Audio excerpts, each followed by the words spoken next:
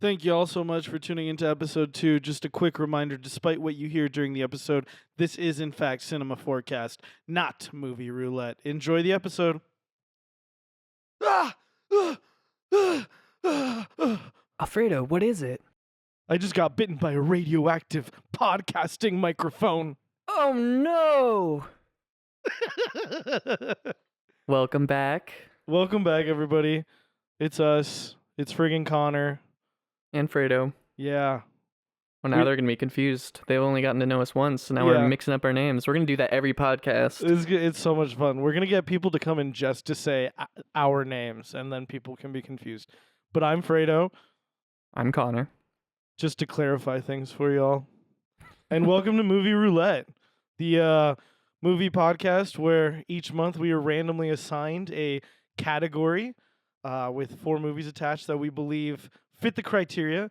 And each of the 4 weeks of that month, we talk about that movie in the context of said criteria or category. And this month's friggin' category is The Hero's Journey. And last week we did The Matrix. And this week we're doing Spiderman 2002. We're so fucking good at this, dude. Look at us. Just a little continuation about the hat I was wearing last week. I did wear. I was worried about this. I did wear it to work, and one of my managers said, "You ever get like looks when you're out and about wearing that hat?" And I was like, kind of. And I had had this hat for like 4 days, I think, at this point. But yeah, I think I'm gonna have to retire it for the next few months. I think it's not gonna come back out till like March, maybe. Well, keep us posted for sure. Maybe May. Yeah. And just a reminder, I was wearing a red hat with white text. It said "Campari is bugs," because I'm a bartender at an Italian restaurant, and I was like, "This is relevant to my life," and I thought it was fun. But it is red hat, white text, first glance. I also asked my manager, I said, "Do you think it's okay if I just like go around smiling all the time?" And they said, "No, that just says we won." Fuck, dude. But yeah, I mean, and speaking of hats, I was going to wear my I have a Spiderman hat, and I was gonna wear it today, but I left it at my parents' house. Yeah. We got a Fredo raw dog in it. No hat. No hat today, just hair. Just hair. Beautiful, luscious hair. Speaking of hair, dude, Spiderman, he's got hair on his palms, dude. Yeah, I guess he does, huh? Yeah, because he's jerking off too much, dude. Oh, is that how it happened? Because he's going through fucking puberty, dude. That's what this is all about. Yeah. Yeah, it's so interesting. Sam Raimi, just the opening titles. Oh, are we getting right into it? Yeah, I think so. Okay. Well, I thought we might do a little bit of, what's your relationship with Spider-Man and this movie in particular? He's my boyfriend. Nice, good choice. No, I'm just joking. I do actually. Yeah, you're so right. Because I don't know if I've said this to you before.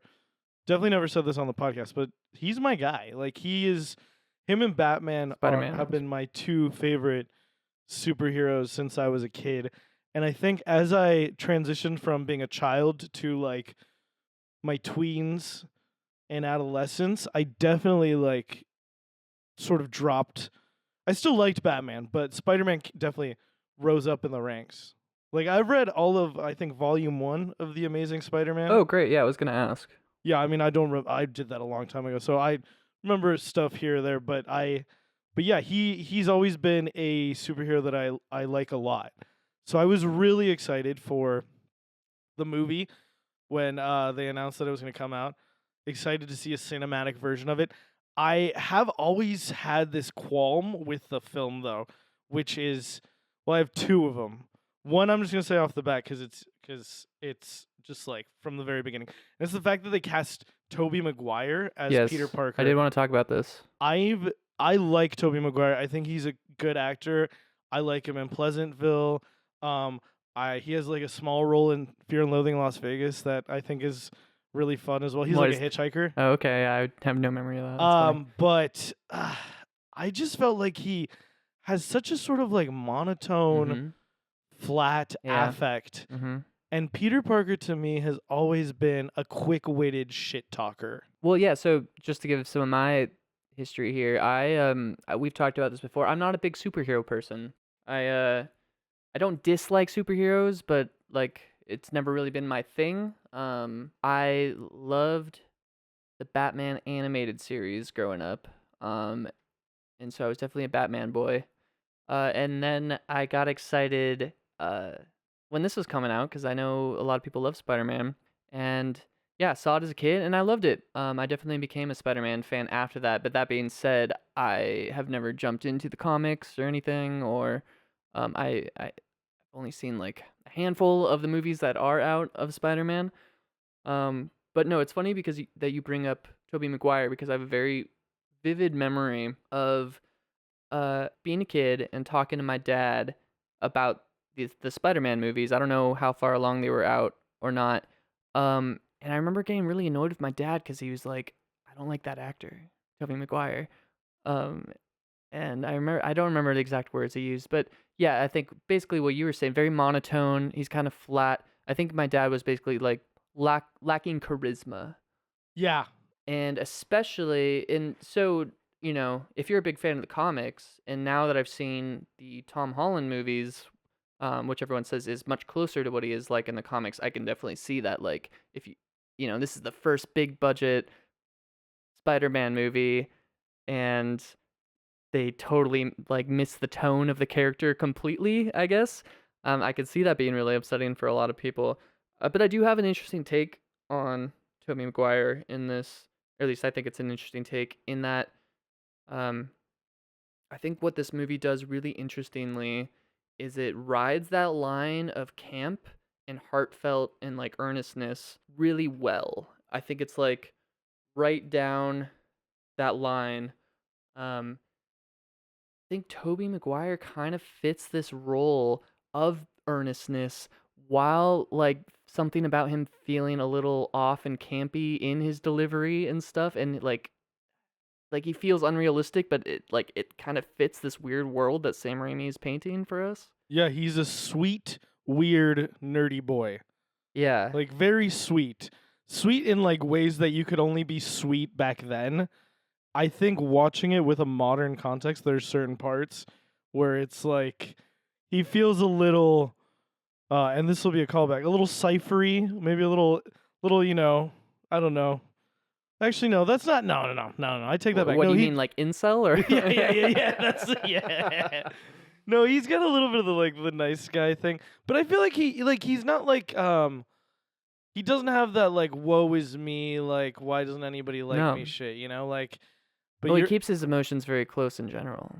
yeah, for sure, dude. I think with the opening, like all the credits up top, it was really fun to immediately think, holy shit, I forgot Willem Dafoe was in this movie. Oh, that's one of the few things I definitely remembered. Yeah, I feel like that was kind of because I love this movie as a kid. I did have it on DVD. Yeah, that was kind of Willem Dafoe's iconic role for me for most of my life. That's fucking funny, dude. Yeah, I had forgotten he was in it, but was really pleasantly surprised and felt kind of a little dumb when I saw his name in the credits. Also, Danny Elfman does the music. Yeah, that was my first note. I remembered the music for this movie being really good. I had forgotten it was Danny Elfman. It's an incredible score. I would go as far as to say that I think that it elevates a lot of this movie. I also made a note of the friggin' cinematographer Don Burgess because I recognize that name. He's a Zemeckis guy. Mm. He did Forrest Gump. Oh, really? Yeah. Yeah, I thought I recognized that name as well. Cool. Interesting. I guess before we jump straight into the movie here, for those that weren't around for last week or didn't listen to any of our other episodes on the hero's journey, there are 17 or so steps that we're kind of following here to see if it aligns with the movie, how closely it aligns with the hero's journey, and I'll just go through those really quickly. Call to adventure is step 1, then refusal of the call, supernatural aid, crossing the first threshold, belly of the whale, road of trials, meeting with the goddess, woman is temptress, atonement with the father, apotheosis, ultimate boon, refusal of the return, the magic flight, rescue from without, crossing the return threshold, master of two worlds, and freedom to live. And so approaching this movie from the hero's journey angle, again, like it was for The Matrix, was a really interesting experience. And I'm very curious to hear. I'm very curious to talk to you about this movie, Alfredo, because I struggled for a lot of it to kind of fit it into the 17 points, and it, as we've talked about before, the hero's journey isn't meant to be like a follow this step by step. This is just patterns that have reoccurred throughout stories, throughout like all of man's history, basically. And so, while I got that feeling while watching The Matrix that it felt like they had kind of meticulously gone through and hit every step and wrote that into the screenplay, I did not get that sense with this movie. Like not all the elements, but a lot of the elements of the hero's journey is definitely there. But I found myself like a lot of times kind of saying, well, this beat in the movie could be this step and this step, or like everything's kind of out of order, and then I'm kind of like thinking, how could this fit? And it did turn into an interesting exercise. What was your experience with that? Yeah, I think that I wrote things over and like over again a lot too. Like one thing fits into several steps. Yeah. Several steps happen over and like several steps like recur.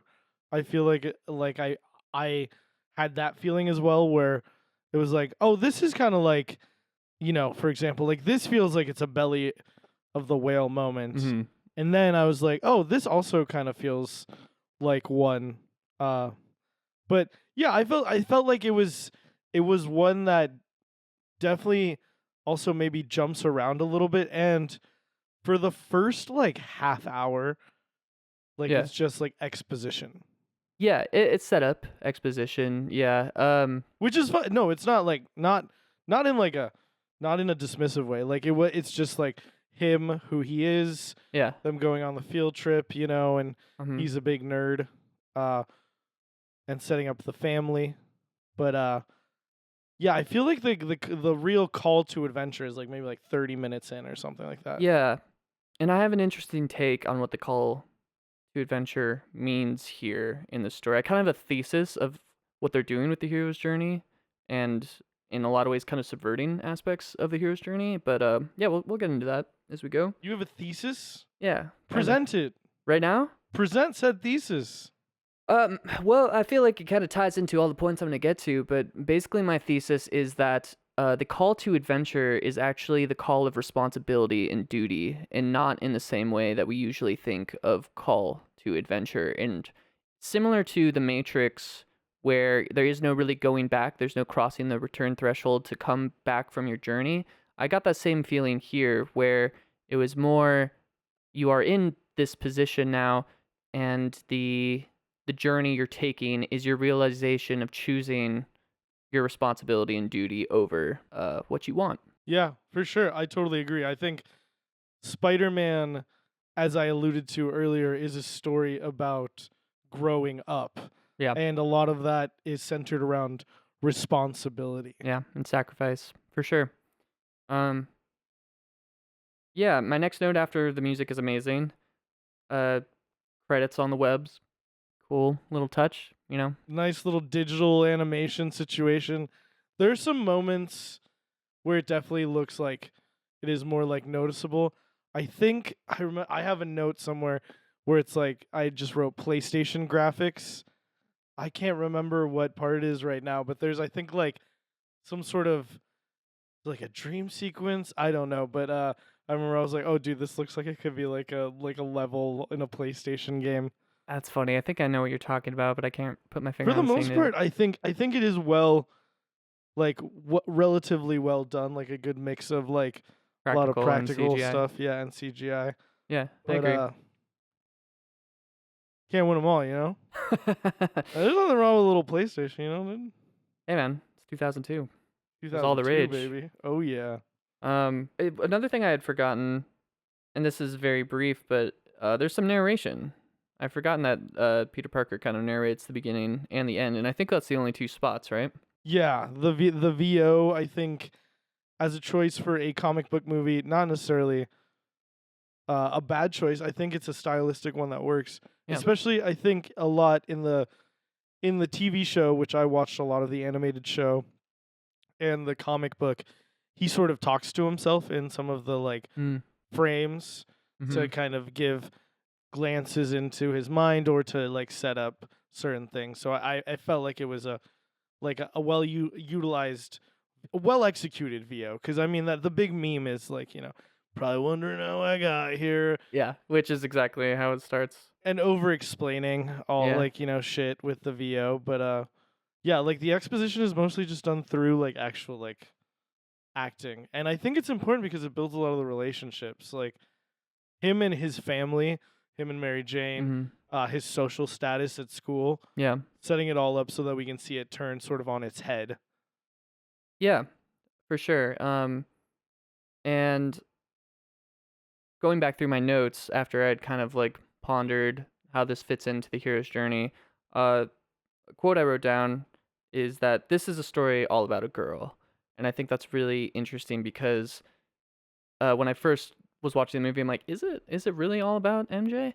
Um, but then by the end of the movie, in the context of the hero's journey, I do think it is about a girl, and it's about choosing your duty over a girl. Choosing, like, I think his transformation is that his like whole round trip circle here is that he has feelings for her at the beginning and of course still at the end. But at the beginning it's all he wants, and at the end he knows he can't. Um, because he's kind of had this higher calling. And I think in that lens it is this is a story about a girl. It's about, love and responsibility. Yeah, absolutely. So much about love. Like I I teared up a few times while I was watching this. Yeah, there was some really heartfelt stuff too that kind of took me off guard. And that's why I was saying like that line of campy and earnestness is really there, and I think it elevates the movie. I think you could risk very easily making it too goofy and none of the emotional bits land, or you could make it too earnest and it's just not fun enough. Yeah, sometimes I feel like goofiness and earnest go hand in hand because Hmm. life isn't, always so Sure. serious. Yep. To steal a line from another superhero film. Oh yeah, and when he's talking about, like, it's another like the writing is surprisingly really good on a lot of the dialogue, I think. And like he loved her before he even liked girls. Very simple statement, but I feel like it just shows how deep this infatuation is. It's not just like a passing phase. This was love before he even understood what love was. And I like Yeah, that. and it's like it's reinforced throughout the movie. Like later on, there are things that are said that kind of like bolster that sort of thought. I also a thing that I have here is that New York, is another one, is like a main character in the movie. Yeah, it's a good point. And one of the things I love about Spider-Man, especially when you contrast it to like Batman, is like it is set in New York. It's like a real place. It's not like Gotham Yeah, City, yeah. It is in our universe. I have been to the neighborhood in New York. I think it's in Queens where Spider-Man is supposed to be from. And that's fucking sick, dude. Like I like looking up at the buildings and being like, dude, this is his territory, dude. This is like what he's the friendly neighborhood Spider-Man, and this is fucking neighborhood. And maybe it's a little corny, maybe it shows how much of a nerd I am, but I don't care, dude. It's just kind of sick that you can visit this place. I also think this coming out the year after 9/11, there have of course like people I think have talked about how he was supposed to swing on the two towers or something, and then they Yeah, had to change that. I think there was a cut scene where he had set up a web between the two towers to catch like a criminal's helicopter.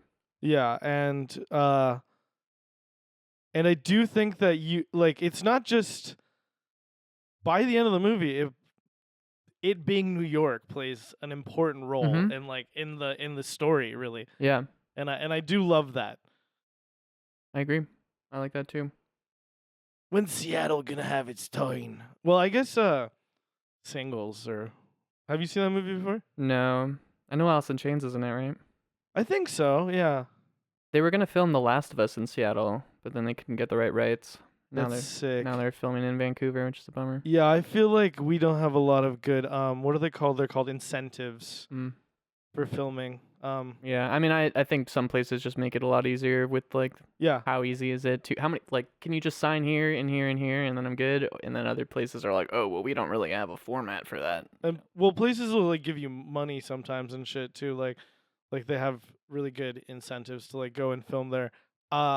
Also, yeah, fucking peek behind the curtain.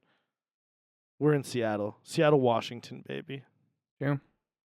Here we are. No superheroes here, just Phoenix Jones, but not Phoenix anymore. Jones, yeah, look up Phoenix Jones if you guys haven't heard of him because he's pretty funny and a hero.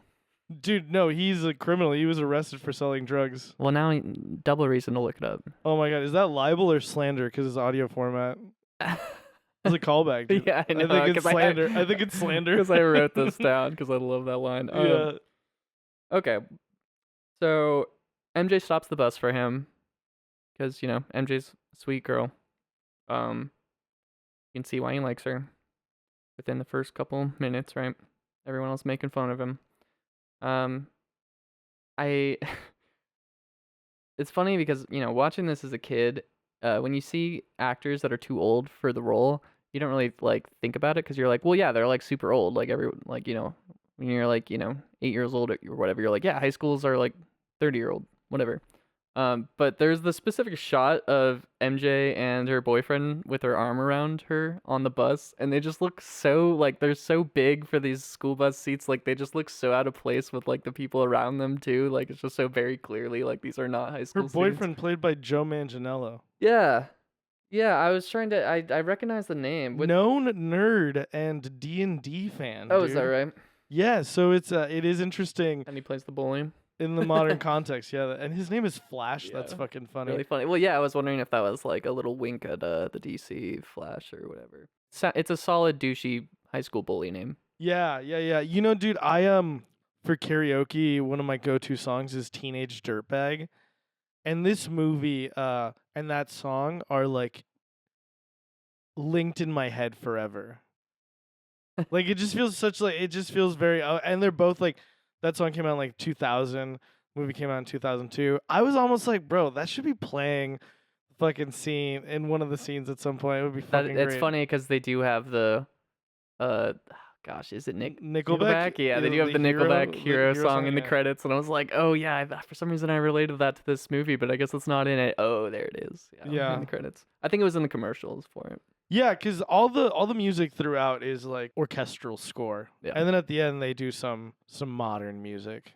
Oh yeah, this whole setup, is kind of like you were saying, world building, character building. Yeah, and I do like another part of him, like, you know, he's not just smart, he's kind of artsy. You know, he's a photographer.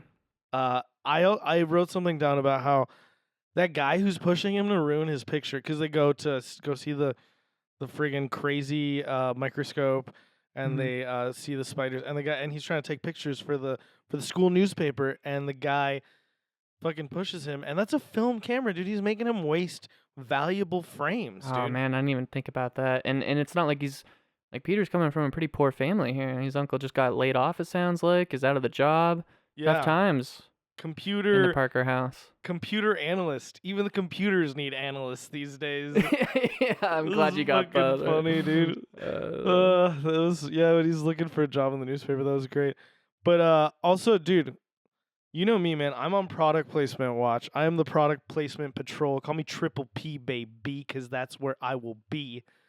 And I spotted that was a Canon right away, Daddy. That's funny. I do have one product placement because it couldn't have been more obvious, but we'll get there in a little bit. Ooh, I think I know what it is. Yeah, I'm sure you do. I mean, it's basically like let's just get a perfect shot of this Dr. Pepper can on the nightstand. Anyway, yeah, we get Peter meeting. I mean, he's met them before, but we get to see Peter talking with Harry and Norman Osborn. Yeah, and we see from the beginning it's set up Harry's insecurity about his relationship with his father, his insecurity about being rich, and how much his father values intelligence. And immediately it's set up like, oh, yeah, my dad loves you. He probably wishes he could adopt you, Right, I wrote because that you're down so too. fucking smart. Yeah. Yeah. James Franco, Willem Dafoe casting as father son, I thought worked well for me. I enjoyed that. Yeah, I didn't really think about them relationship wise, but I do think they're both really good in this. And overall, Harry was kind of like Cypher last week with the Matrix. It was kind of a standout character for me in some ways, where I found his kind of moral dilemmas. Like I found him like he's kind of a jerk, but he's also kind of sympathetic, and he's just like kind of a dude, you know. And it's like he's just kind of trying to live his life, and all this madness is happening around him, and he doesn't have much control over anything. And I think at the time he definitely felt much more sympathetic. I think in retrospect, me being the kind of person I am, and the way that I love a lot of context and will let that like inform a lot of how I watch. This time that I watched it, he felt a little bit more sinister because James Franco, not a good guy, and I think I was reading some of that stuff into it as well. yeah, I'm not really familiar what's going on with James Franco. I also thought what was interesting is like there is with movies like this where the villain is such an important role and it's not like just some mysterious figure the whole time. There is almost the villain's journey going on at the same time, which I feel like is kind of cool. Yeah. Like it mirrors a lot of what goes on with Peter. That's a great point. Because I definitely noted down throughout here multiple times that I love how they're setting them up simultaneously. Like they both have their kind of like mirror call to adventure. Like you really could just do a whole hero's adventure on Norman Osborn and the Green Goblin, and like how he fits into that kind of counter, like the anti-hero role of the hero's adventure. Yeah, and you get the what's got to be the most iconic line in this movie. Well, maybe second. I'm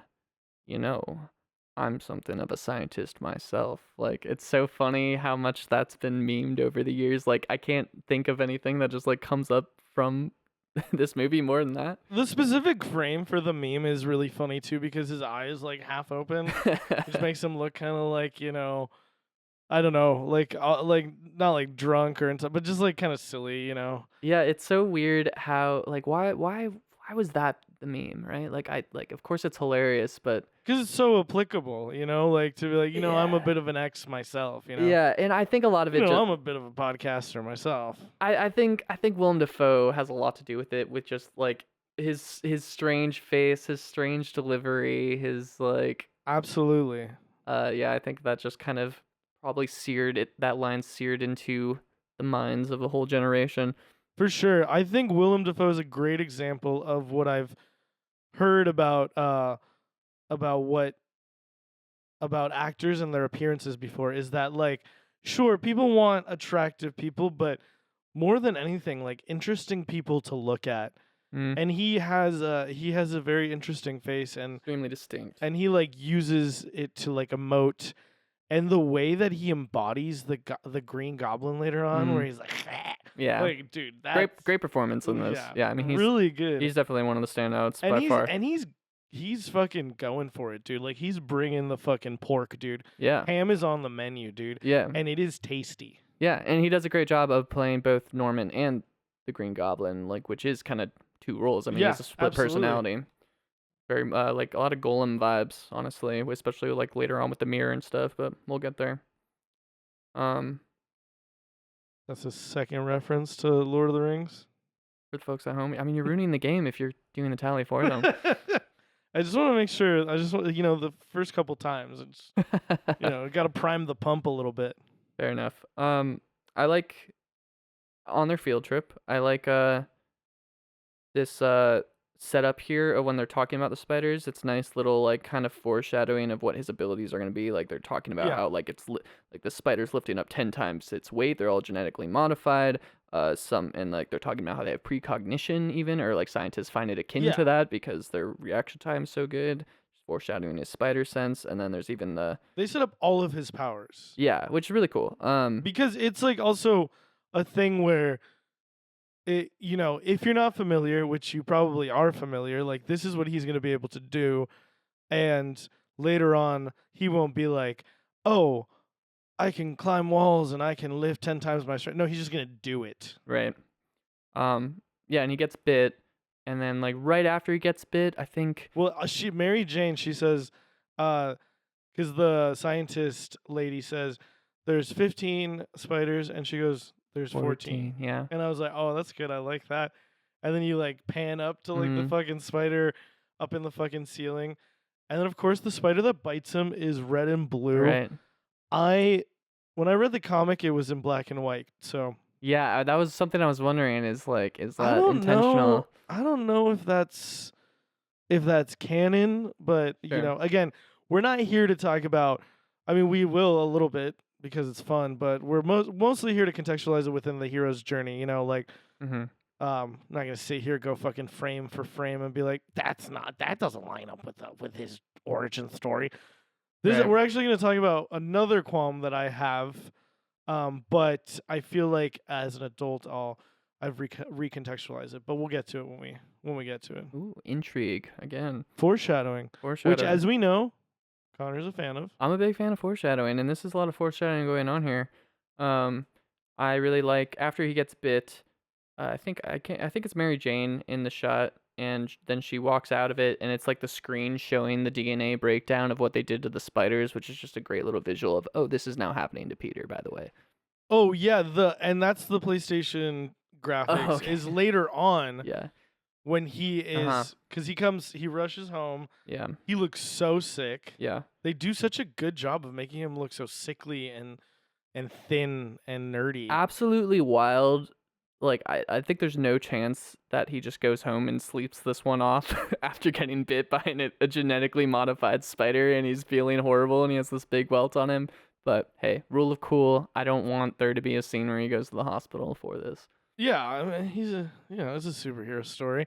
I thought, yeah, and that's where you see like the fucking silly graphics, like this is like DNA crawling with spiders and being like replicated, which I like. I like visual metaphor. That one was maybe like unnecessary in my personal opinion. I think maybe they wanted to play with the toys, and I get that too. But yeah, I feel like, dude, we get it. It's fucking Spider-Man. Yeah, there's an interesting. I mean, I think early 2000s people were very hype on CGI, right? And I think just yeah, flexing, playing with the toys, like you said. Yeah. Sometimes it works. It Sometimes doesn't. it works It less. doesn't take away from the film. Sure. The film, but like I said, I feel like doesn't really need it. Yeah. And then he wakes up and he's fucking ripped and he's hot.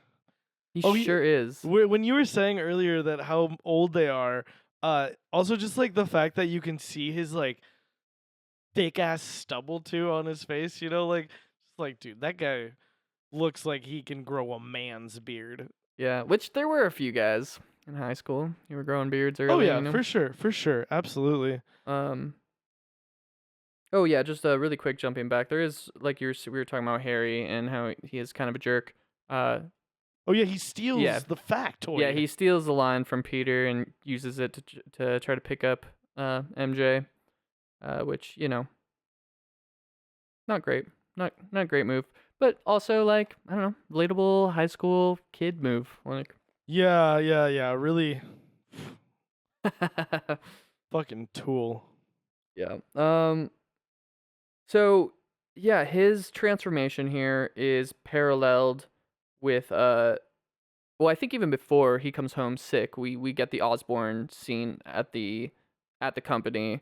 They're gonna like pull his funding. Yeah. Yeah. So pretty standard villain needs to rush his experiments because he's gonna run out of money and his dream's gonna fall apart. Like. And the other guy says we need to take it back to formula. Yeah. Back to formula. Yeah. The way he says it, dude. Oh my god. Yeah, I think we also get I think before Peter comes home sick, we get just the exposition that, Uncle's down and out, just got laid off, hard times, we've been down and out before, we'll pull through. Yeah. And a lot of like good setup here for just like the emotional stakes at home for Yeah. Peter, because I do think there's a lot of just like classic family drama vibes of this. Like there's almost this sitcom vibe tied into a like a hero story here, and I think a lot of the campiness like plays into that, but a lot of just like touching one-on-one sitting down conversations.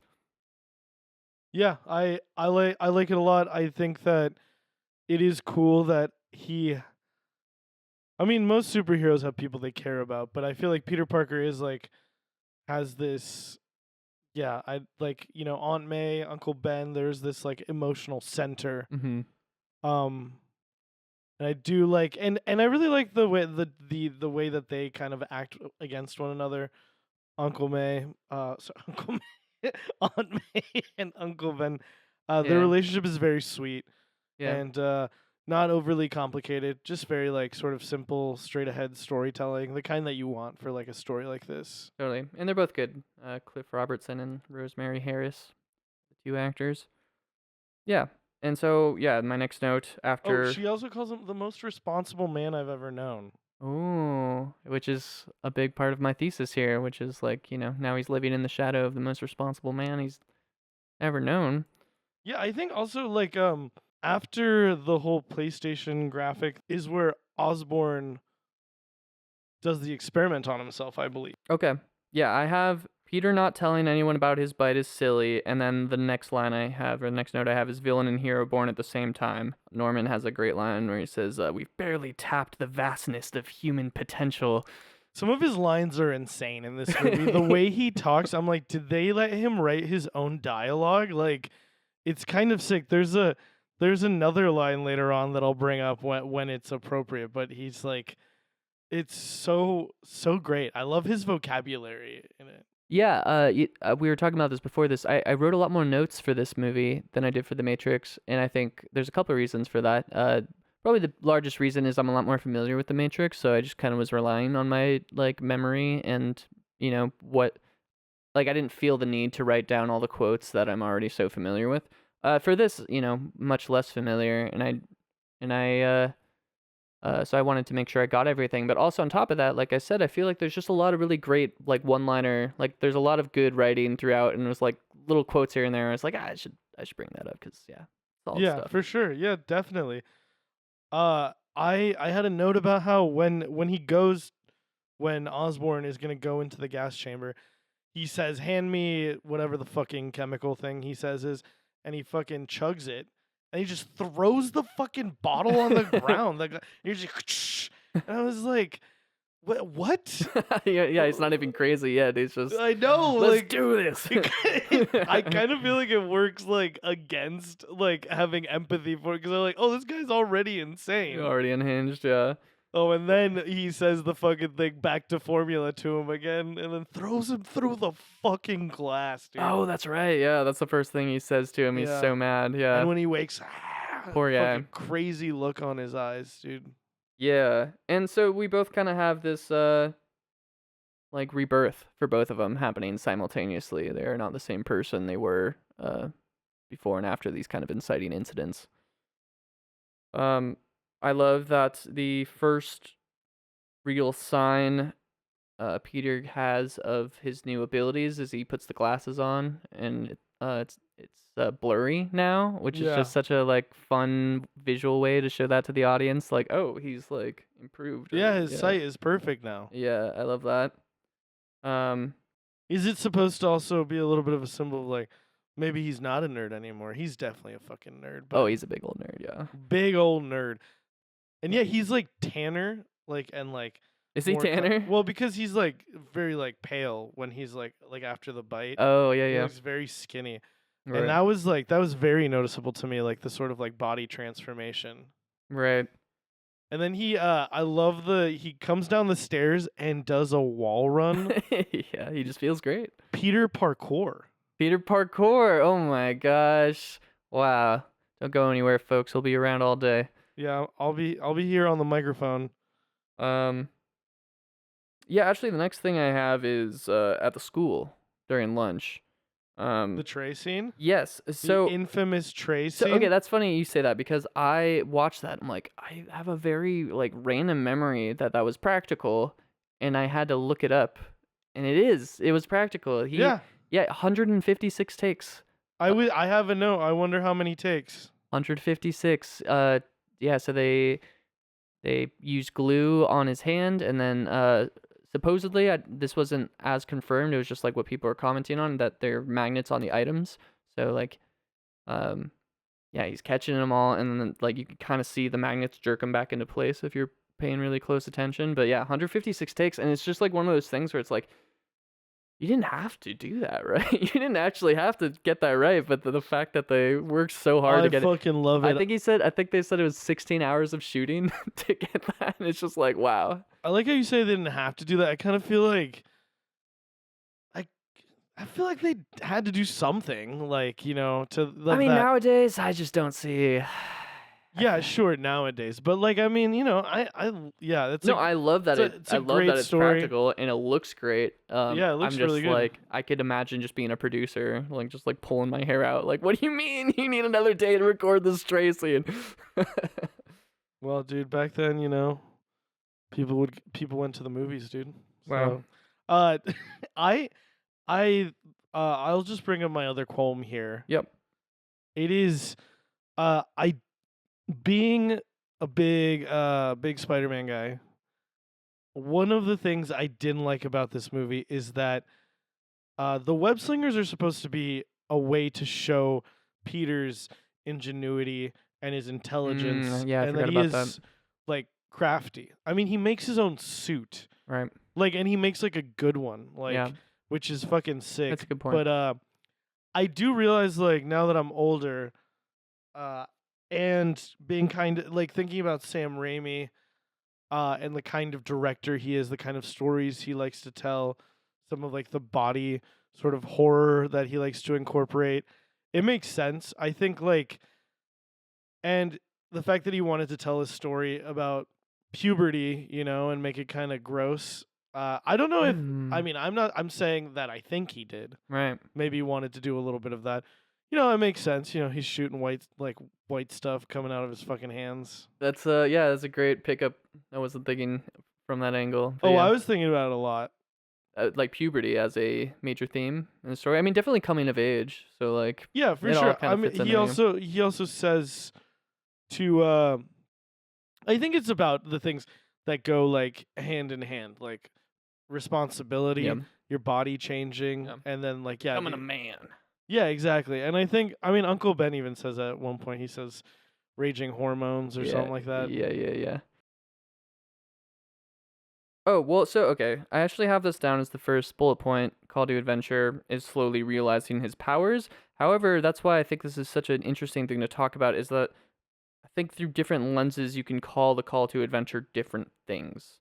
And so one aspect is the Call to Adventure is him becoming a hero, but I actually think the true, like my thesis, is that it's actually accepting responsibility.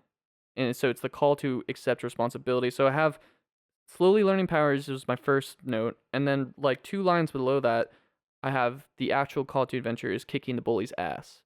And I think this is where we see him learning how fun it is to be powerful. And this is something Uncle Ben brings up to him later, when he's kind of scolding him in the car a little bit, like you're getting into fights at school, blah blah blah. And like, we saw what happened. He didn't start that fight, and Uncle Ben says, "Yeah, well, you sure as hell ended it." And I think that is his first temptation, the bully fight, to just use his powers for whatever is fun. Yeah, for sure. I mean, you said earlier there's no going back. And I think in a sense there is no going back, but there is the option of just being a dude who has these powers. Right. Like, you don't owe anything to society. I actually think that for me the call to adventure, like the most clear point for me is actually after that scene you were talking about in the car, where Uncle Ben does tell him, with great power comes great responsibility. Mm-hmm. But again, I feel like it is like it's I think there are several moments where he's sort of like being.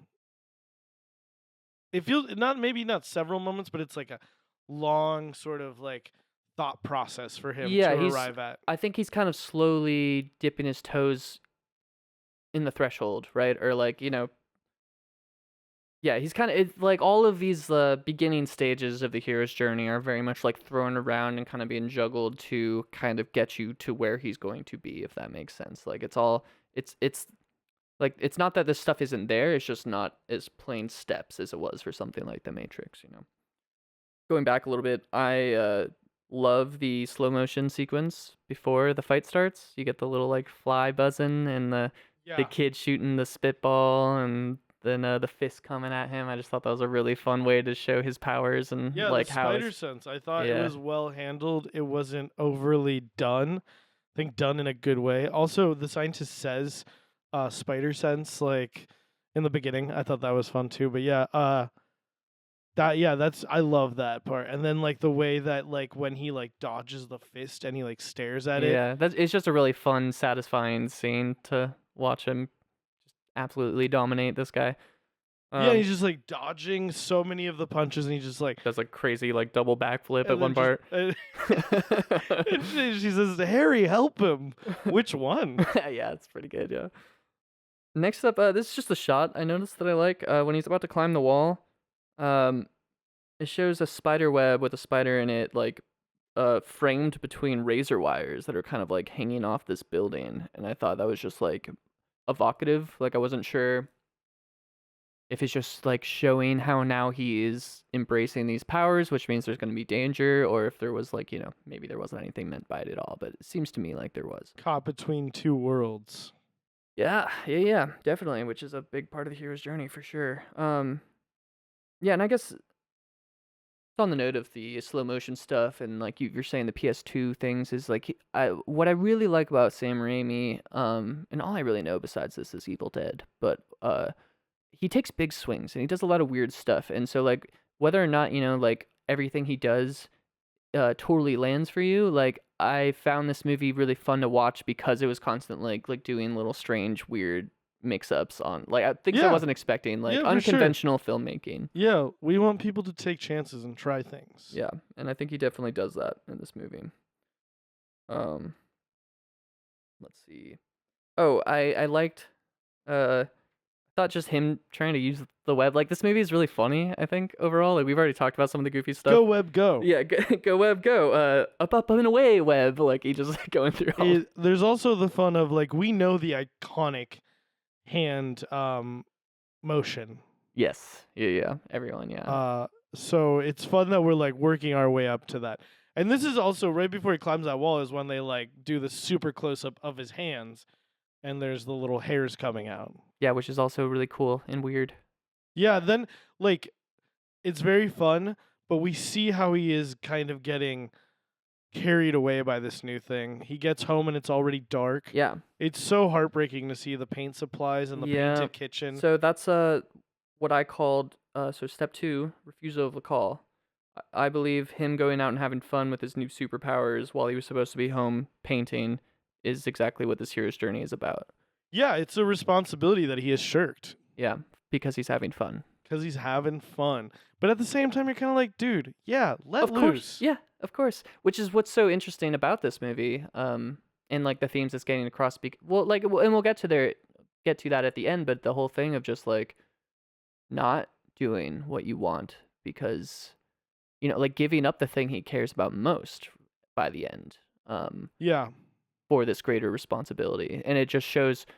It takes you out of the everyman position and more into this is what it takes to be a hero, which I like. I think that's a good call on the refusal there. I had it somewhere else, but I totally see that. There's multiple refusals. Yeah, like that's why I was saying it's so complicated to write this out. Is I was like, well, that's also kind of step 2. That's also kind of step 2. That's also kind of step 2. I think this is the moment he goes out and takes out the trash, right? After he shows back up to the painted kitchen. Mm-hmm. There's a note, Meatloaf in the Michelangelo. I like how he calls him. That was fucking funny. But then he goes out in the backyard and he has that conversation with Mary Jane. Yeah.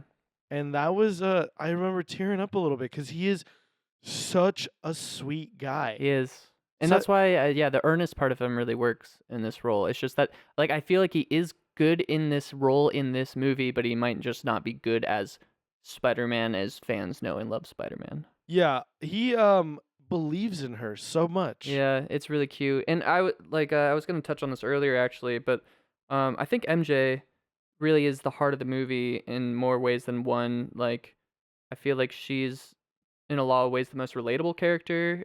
She's super sweet, but like unsure of herself, has all these kind of emotional like baggage issues she's dealing with. I think Kirsten Dunst is really good in this. I think she nails it.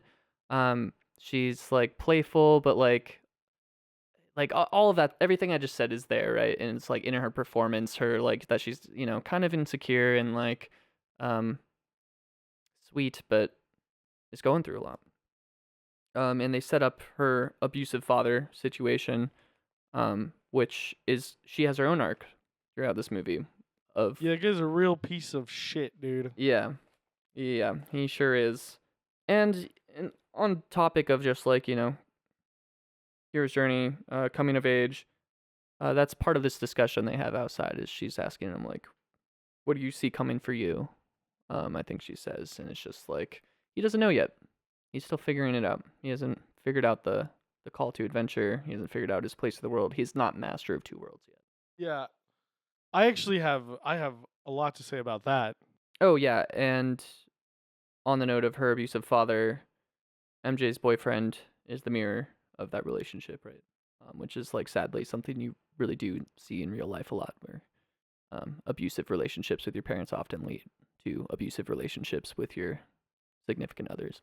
Yeah, I also think it's like funny that they make fun of Harry for being rich. And then the guy pulls up and he's like, "Check out my new my car I got for my birthday."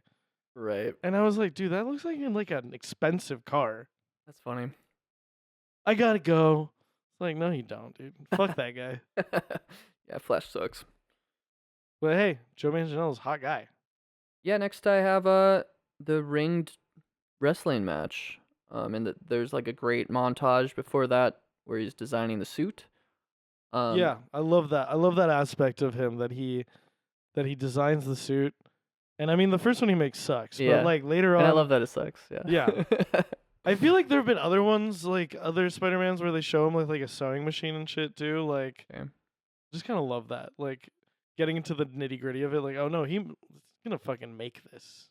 Yeah. And something I've realized about myself, in my relationship to movies and shows growing up is that I really love montages. I'm a big fan of the montage, and there's quite a few montages in this, and that's part of that kind of tool in Sam Raimi's tool belt I'm talking about here, where always mixing it up, doing little fun things.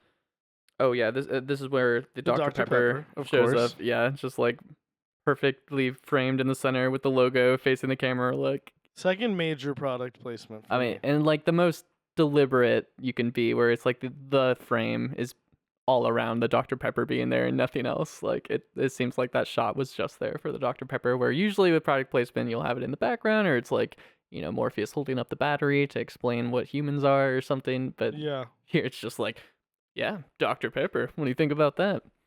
Yeah, well, I mean, with the camera, there's like a close up of his face, but I feel like because he's using it, like it's much less like noticeable.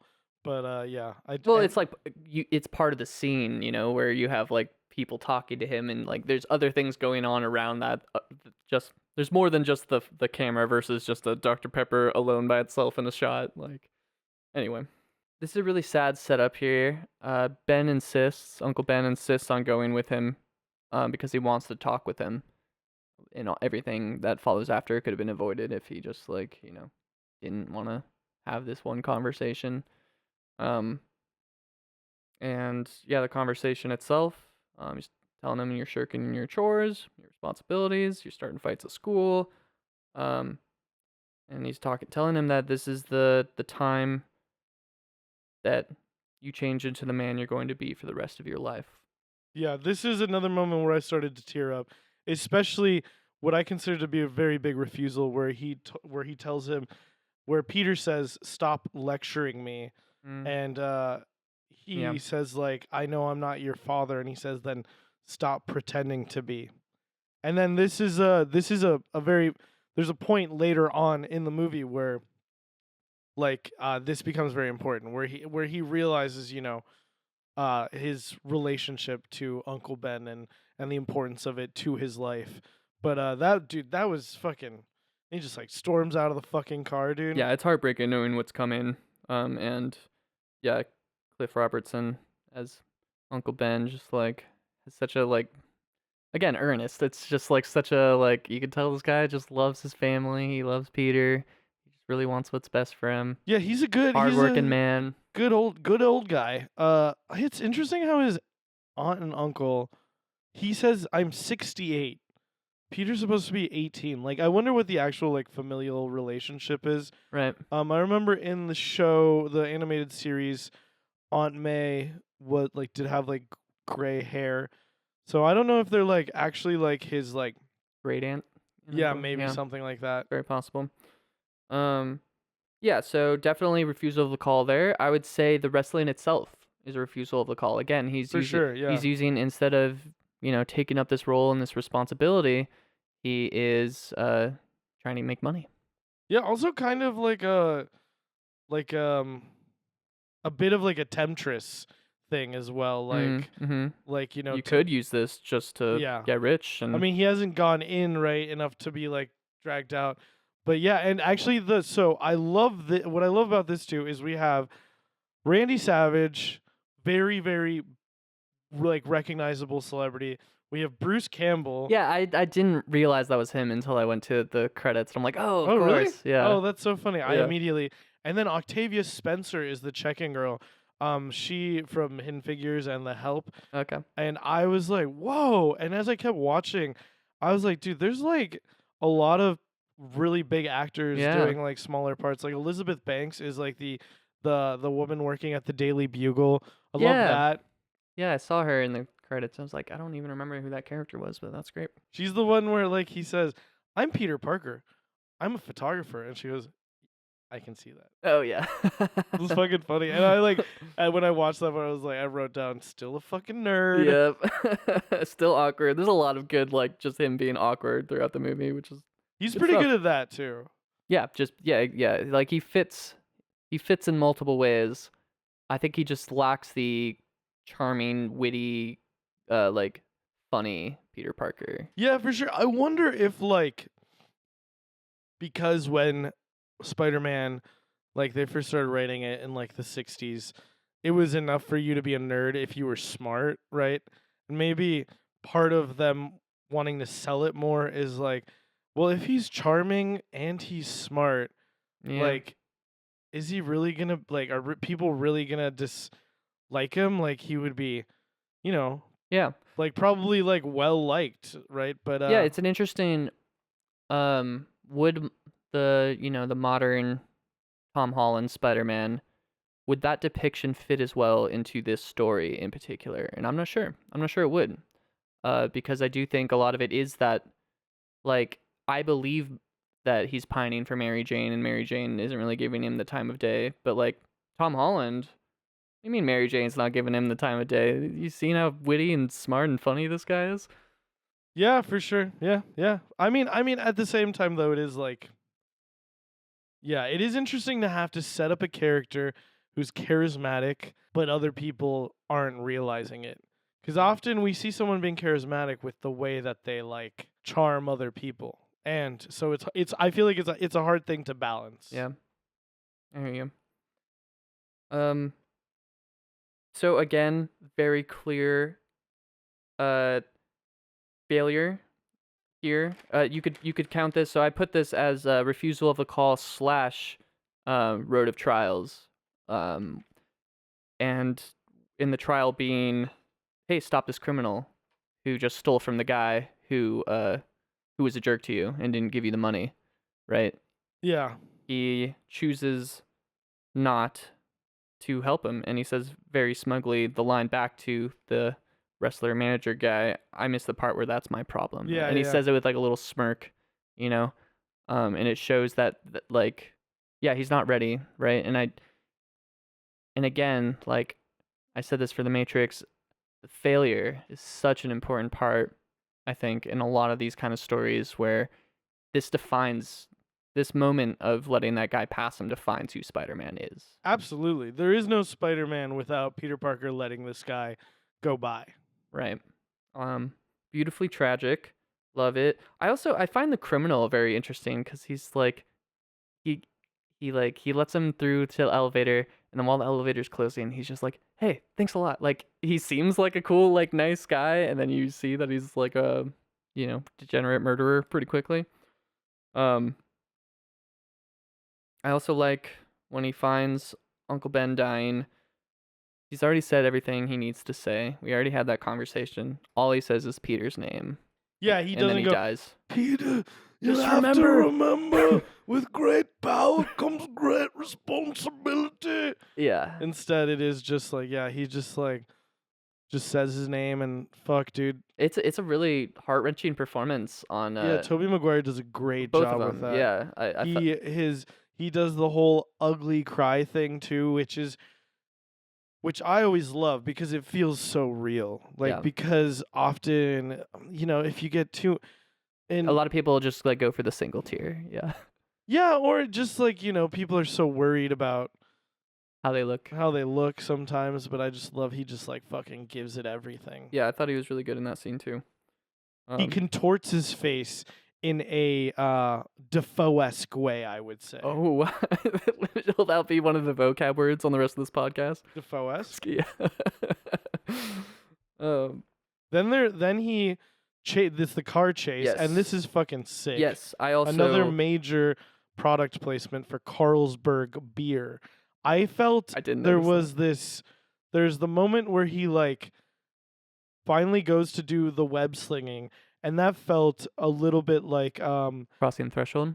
yes, it also felt a little bit like now he's like really in it. He's taking that leap of faith. Yeah, Like I love that. he is in the belly of the whale, like fighting against crime. Yeah, that's again where I have that part where he leaps off as both crossing the threshold and as one of the trials, but also yeah, he is in the belly of the whale, which is steps 4, 5, and 6 here, where this isn't just for fun and games anymore. Now he's on a mission, and he has to figure out how to use his powers if he wants to accomplish this mission, and that mission is revenge.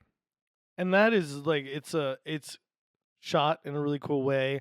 Him swinging around the fucking buildings. The looks music, sick. Again here. I don't even know if it's the same theme he's using for each part, but like there's just these amazing like musical swells that like just like yeah, like got me. Like I was just hype. I was loving the action. I was loving the music. The emotional stakes behind it all, right? You're still raw from what just happened, even having seen this before and knowing what was going to happen. I still like, I was like, yeah, get him, Yeah. Peter. Hell yeah. I love that when we get to the abandoned building that they have the sort of showdown in, it is horror movie framing. Yeah, and I wrote this down 2 more times throughout the movie. I believe the music cuts out here as well when they're fighting, or when he's like confronting him. Really nice stylistic choice. I forget for sure if he does it during this scene. But yeah, there's a couple times throughout the movie where the music just cuts out, and then you're just like in the action, feeling the emotion behind this fight. Right? This isn't heroic. This is a life or death situation, and he wants this man dead. Peter does. Yeah, it is also, I feel like this sort of, like it is revenge, right? Mhm. He's jumped into it to do it, but he's doing it for the wrong reason. Right. And like I said, the framing of like he's kind of like Spider-Man is the monster, I think really underlines that, underscores, whatever, dude. You know what I mean? It emphasizes that sort of point. Yeah. And I feel like it's a cool thing for Raimi to do because people associate him with the Evil Dead, and so I really like that. And then the fucking moment where you see it's the guy. Yeah, with the Like, light, fuck, the light dude. falling on his face. Yeah. Fuck. Yeah. Because he's got the beanie on, so you can't see his bleached hair. Right. And then the beanie comes off, and then he like the light, like he's in the shadows the whole time, and then you finally see his face. But I feel like they do that thing where like if audience members who aren't familiar with the story can kind of be like, I think that's the same guy, because they show him in the car and you see his face. Like, I don't think that they needed to cut back to him letting him go I again. forgot they did that. Yeah. But sure. you know, it's a stylistic choice, I guess. I didn't really need it. Could have been a just like executive note. Who knows? Yeah, who knows? Maybe they're just like, people are too stupid. They're bad at remembering faces, so let's just fucking do it. Yeah. I And- mean, they were casting a wide net with this. This was actually surprising for me. I was looking at some of the trivia on IMDb, and highest grossing movie of all time for opening weekend when it came out. That was surprising. I don't think it was the highest grossing movie in overall, because I believe Titanic held on to that for quite a while. But I think opening weekend it broke the record. Yeah, that's cool. I didn't know that. That's sick. So might be part of the reason they're, dumbing things down a bit if they're trying to get as many people to watch this as possible. Who knows? Who knows? That's just me being cynical. It's not horrible. No. It doesn't detract from the film. No. But it doesn't really add much of anything. Yeah, is it a cop out that he trips backwards and falls out the window? No, he lets him die, dude. Yeah, he does. He could have saved him. He could have saved him. Yeah. And Spider-Man,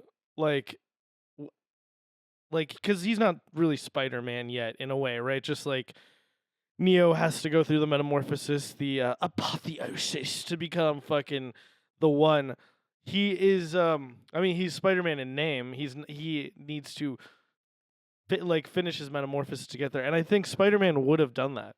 What was his original name for himself? The Human Spider. The Human Spider. I love that little detail of then Bruce Campbell's like, he says the Amazing Spider-Man. Yeah, which is his full legal come name. on, that's a terrible. Yeah, I love it. Yeah, it's great. It is a terrible name. Yeah. Spider-Man's way cooler. Yeah, it is. Let's see. So he dies. Very heavy scene. A lot of emotions left there hanging. And then we kind of have, that's kind of the metamorphosis point in a lot of ways of him becoming Spider-Man, is what he just went through. And then we have the Green Goblin. He goes in and bombs all these military personnel that are trying to basically pull the funding. And so we see Green Goblin in his full true form here as well. Yeah. Fuck that. Fuck it. Just the way he shrieks and shit in the suit is so great. Yeah, I would try to copy it, but it would be awful. But yeah, he has this insane laugh as he comes flying in.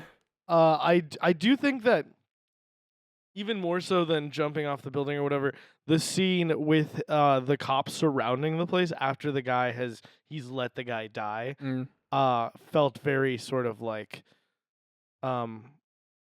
felt like another sort of in the belly of the whale moment for me. Yeah, where he's sitting there sort of, he's not trapped, but it is he is surrounded by the consequences of his own actions. I was gonna say, I feel like he is trapped by the consequences of what he did. So I actually also had that. That's definitely. I mean, my thought at the time is if killing someone is not the belly of the whale for your new responsibilities, he's all in now. We're not in Kansas anymore. Not in Kansas anymore. Deeper down the rabbit hole. I think there's another moment another belly of the whale moment later on as well. All right, looking forward to hearing it. Next we have the graduation. Yeah, fucking sad, dude. Yeah, it is sad. I think this is Norman's line to Peter. He says, "Commencement, the end of one thing, the start of something new," and that's where we are in the hero's journey, right? He's something new. He's been kind of transformed. And so has Norman as into the Green Goblin. For sure. And so has MJ. She breaks up with her boyfriend at graduation. Yeah. Have your ring back. Yeah. So it's cool that there's kind of this. Yeah, it's cool that everyone has their own, arc. I guess it's a simple thing to appreciate, but a lot of movies, it's just kind of just focused on the main character. But there's multiple characters that are growing and changing throughout this movie, and I like that a lot. I had definitely forgotten that this movie takes place over kind of an extended period of time. Yeah. Yeah, it's hard to say exactly how long it's been, from... I mean, beginning it's to the long end. enough that at one point, like, and I think in a little bit, he has gotten a job and lost it for being late too many times. Oh, wait, Peter has? Yeah. I forget that. Yeah, there's a part where because him and Harry are living together in the city. Yeah. A desire that's set up as well by both of them in that talk in the backyard. Mm. That MJ and Peter both want to move into the city. Yeah. But yeah, Peter says, Dr. Connors fired me because I was late again. Oh, I do remember that now. Yeah. And I love that because that's the lizard. Oh, okay. Nice. I'm glad you caught that. Yeah, I would have no idea. Oh hell yeah, I caught it, dude. That's great. Yeah, they have a nice little conversation after graduation where Peter's kind of like reminiscing on Uncle Ben and wishing he was around, and Aunt May tells him, "You were meant for great things. You won't disappoint him." Which is all just kind of you know, this feeling of responsibility and duty that's kind of hanging over the whole story. The transition into this scene is also kind of cool. It's like the explosions in the building turn into the like fucking graduation caps. Oh yeah, I forgot about that. I was gonna take a note and then I got distracted, but yeah, that's totally a great note. Let's see. So I would say yeah, he's officially crossed the threshold. If nothing else, here he's like full on fighting crime now. Oh, okay, I'm sorry. Just because before we get too far away from it, I do want to say this movie for the most part really feels like it holds up, except for one part.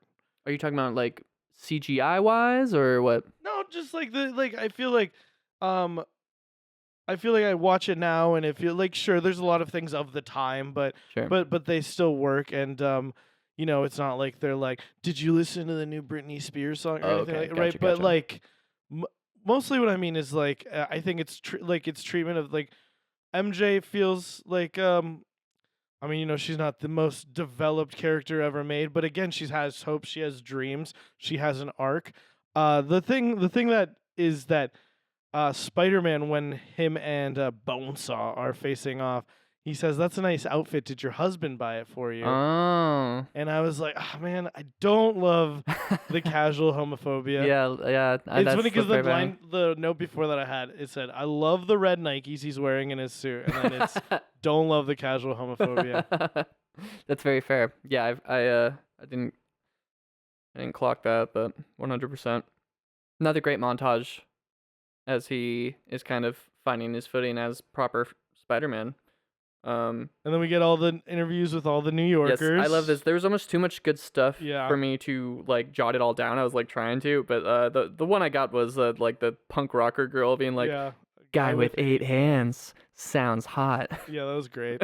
And then there's a great little Subway song I think right after that, and he's just like talking about giving Spider-Man a hug or something. Yeah, we should all give him a hug. I feel I feel like again this is another example of like, yeah, man, this movie's in New York. Yeah. And it's like it's a character in the movie for sure. we're kooky people, man, Yeah. I say I'm not from New York. I Yeah. live in Seattle, as has been set up in the Established. exposition of this Foreshadowed episode. and confirmed. In comes the real star of this movie. You know who I'm gonna say? The real star of this movie? Yeah. Wow. He was born to play J. Jonah Jameson. Yes, dude. J.K. Simmons is so fucking good in this. He, like I said, he was born to play this role. If you see the character in the fucking comic books, Yeah. the character in the fucking show, Looks just like him. he's perfect. Oh for my him. gosh. Every time he was on screen, I was just like hurrying to try to get some of his lines down because he has so many good lines. He says, "We got a picture of Julia Roberts in a thong. We should be able to get a picture of this guy." And I was like, "That's wild." Yeah, they're all like running in there trying to give him they're like, "Oh, we have like this situation going on," and he's like, "We have a page 1 problem. Shut up." Yeah, I fucking love it. It's so good, dude. He doesn't want to be famous. I'll make him infamous. Yeah. It's all just like the perfect, the stereotypical like 1950s, 60s newspaper It feels like editor. a 1940s newsman. Yeah, it's just, I love it. I love his role, and he's definitely one of my favorite parts of this movie. Yeah, so he sets up his relationship with him. He runs into MJ soon after this. And yeah, again, a little bit of that arc, right? It's MJ. She's trying to hide that she's working at a restaurant, which is really sweet. Um, and she has an abusive boss. It's So very it's very sweet that she's trying to hide that I she's would working just in a like again, restaurant. it's the insecurity. I find that very endearing. Is like that is one of her like yeah, she's just not confident in who she is. So that's why I find it sweet that she's like embarrassed by it. Yeah, yeah. Sound like you're gonna have something else to say, but okay. No, I just like I feel like yeah, I get it. Like she's she wants to impress Peter. She wants to be like a big time actor. I understand its role in the movie. I love the fucking boss guy. He's like, your tail was short $6. I like again, dude. This movie is in New York. Yeah, and she's still struggling to get out from under a relationship of an abusive man. Yeah, but dude, also $6, dude. Like, I would be in trouble if the till was short $6.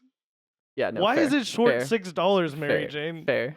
But okay, are we like? Is she giving away food or something? But then I don't know. Who knows, dude? But this is funny that because like I feel like if upon further examination, Yeah, she might have just stolen some money, and yeah, she just pocketed like $6 from. she's a struggling actor, Yes, theft is always okay when you're struggling. No, not okay, but can be reasoned. Oh yeah, we find out that she's dating Harry. Oh yeah, she has that line, "Some dream, huh?" I don't know, man. I just think it's cute. I think She's like laying it on real fucking thick too. She's being real fucking flirtatious with him. yeah. Well, I mean, he's always got such genuine, heartfelt lines for her. I forget what he says to her. Oh no, I think she tells him. This is when she tells him she wants to be an actor. Or no, that was earlier. Yeah, no, that's when they're in the back. Yeah. And actually, this isn't the part where she's laying it on thick. I think that's like later on. Okay. They're talking and she's. There's another great awkward line from Peter here. She's like, yeah, let's hang out sometime, and he says, let's get some lunch some evening, which is just such a like Yeah. easy line to not think too hard about, but just like really funny. Yeah, and she just like stops for a second and like looks at him and makes like a face. Good And then awkward walks away. stuff. I like it. And then he comes home and he sees Harry, and Harry has another really funny line to him. He says, you look like you got second place in the science fair. yeah. Yeah, and that's when he tells him that he got fired. Right. Thank you. Then he sees the newspaper. There's the advertisement for pictures of Spiderman. Oh, okay. Wait, so then I must have gotten mixed up. He hadn't set up his relationship with J.K. Simmons yet, so we just No. yeah. So it's just showing them trying No, that to. they want pictures of Okay, it. It's yeah. setting up that I need pictures of Spider-Man. Love it. You kind of get that more manipulative side of Harry here. Basically, Norman also comes in, and it's revealed Norman's in there on the phone. right, and somehow it comes out that Harry's dating MJ, and Harry doesn't know that Peter just found this out. But he also doesn't say like because his dad is like maybe you can tell me about this girl that Harry has been seeing and he's like, Dad, don't talk about it. Yeah. Weird that he's trying to hide it from him. Yeah, he's hiding it, and then when Harry realizes that Peter has discovered his betrayal, he tries to spin it into a job offer because because Peter's down and out, and he's like, "Oh, well, Dad, you can get Peter a job," So it's like now that your friend realized you betrayed him, now you're gonna try to schmooze up to him. So there's a lot of little things like that where it's like, yeah, he's kind of a jerk. I do love that he's like, no, I can find my own thing too. Yeah. Like that he's like, which is a very that's such a human response. Who's going to get their girl stolen from them and then accept charity from the guy who stole the girl? a job's a fucking job, dude. Fair But enough. I do like that. And then like of course we have another moment where Norman is like, yeah, I respect that about you, right? And you could just picture Harry being like, God fucking damn it, he fucking loves this guy. And I think that's where he sees the newspaper on the fucking on the counter and shows up with all these well, I think then there's another montage of him taking the pictures. Yeah, well, I have a note here that I like that so he sets up his camera in a web, and then he uses the flash of the camera to distract the villains to then come in as Spider-Man and catch him off guard, which I thought was a really fun little tactical maneuver from him and a fun way to incorporate him using the camera. Yeah, and this has been in the comic books and in the shows. So like the moment where you see the camera with the web in the corner, kind of like, fuck yeah. Hell yeah. Yeah, I mean, great. Like, good job, Stan Lee, if he was the one who wrote that part out. Like, just like very clever little setup to be making money off of yourself. Yeah, I mean either him or Avi or Rod. It's in the it's a huge part of Right. of all the Spider-Man tellings. It's always like that. For sure, I like that. He's always like, and he always has the reputation of like being someone who knows Spider-Man as well. Right. Right. Which, tactically, considering how things go, is probably not the greatest move, because now you're associating yourself with a person, like you are a person who can get in contact with Spider-Man, which puts a big target on your back for villains, but is great storytelling because there's a reason that people are going to be seeking out Peter Parker. Yeah, for sure, absolutely. So this is when he goes to the editorial. Yep, Christmas meat is the best I can do. Yeah, yes, I wrote this down. He said, like he's trying to negotiate to get money. The full line is, "I'll send you a nice bucket of Christmas meat. Best I can do. Now get out of here." Yeah, well, he tells him however much money, and I think like I think they said on $300. Well, he says 200 first, and he's like, "I'm gonna take my pictures," and then he like talks to someone on the phone real quick. I just love how he's also so busy. Yeah. On Comedy Bang Bang, Gil Ozeri, who's this improviser and comedian actor, he has this bit. I can't remember the guy's name. Anyway, his bit is that he's the busiest man in the world, and he comes on, and it's so fucking funny. He's like just like answering a bunch of random phone calls, and they're all about stupid things.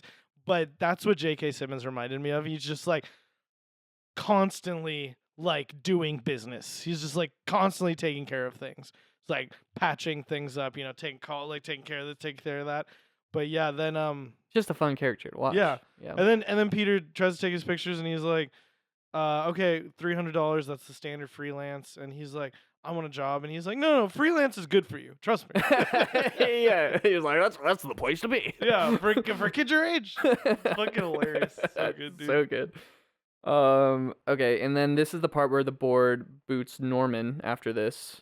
They're basically trying to kick him out of his own company he started. And I loved Willem Dafoe's delivery here, where he's like, "You know how much I sacrificed," and it's like so like intense and full of passion. I was like, wow, that was a great delivery.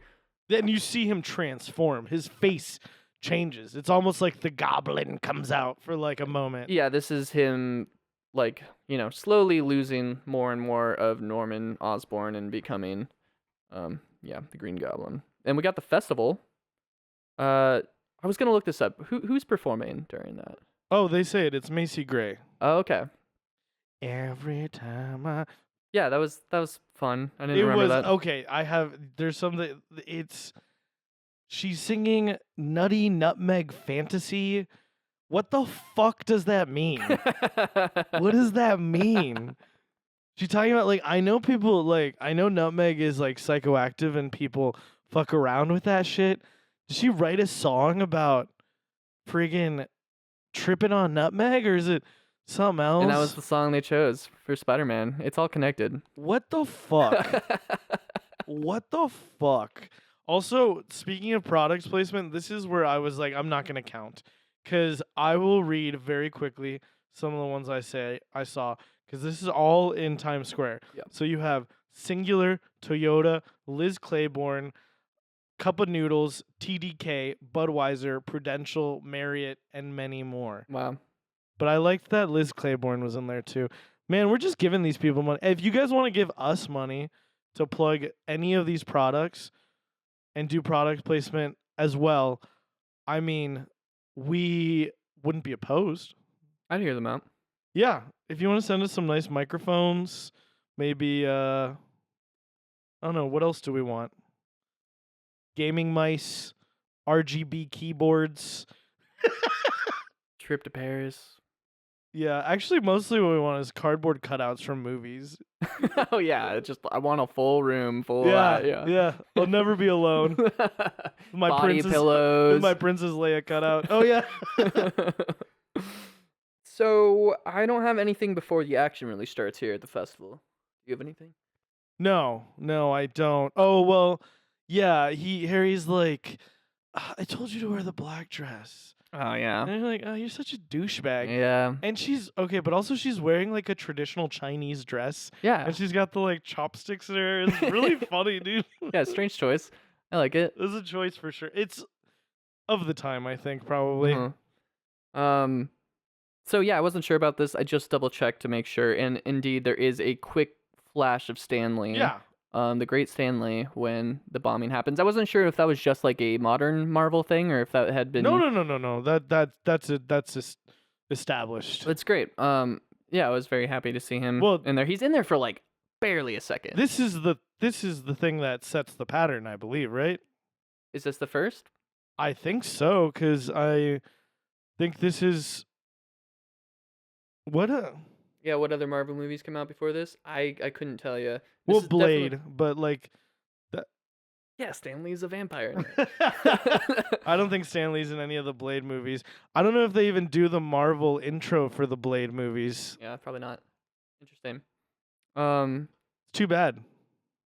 Yeah. too Blade bad. fucking rips, dude. I haven't seen it actually. What? Yeah, get that on the vampire category list. Vampire.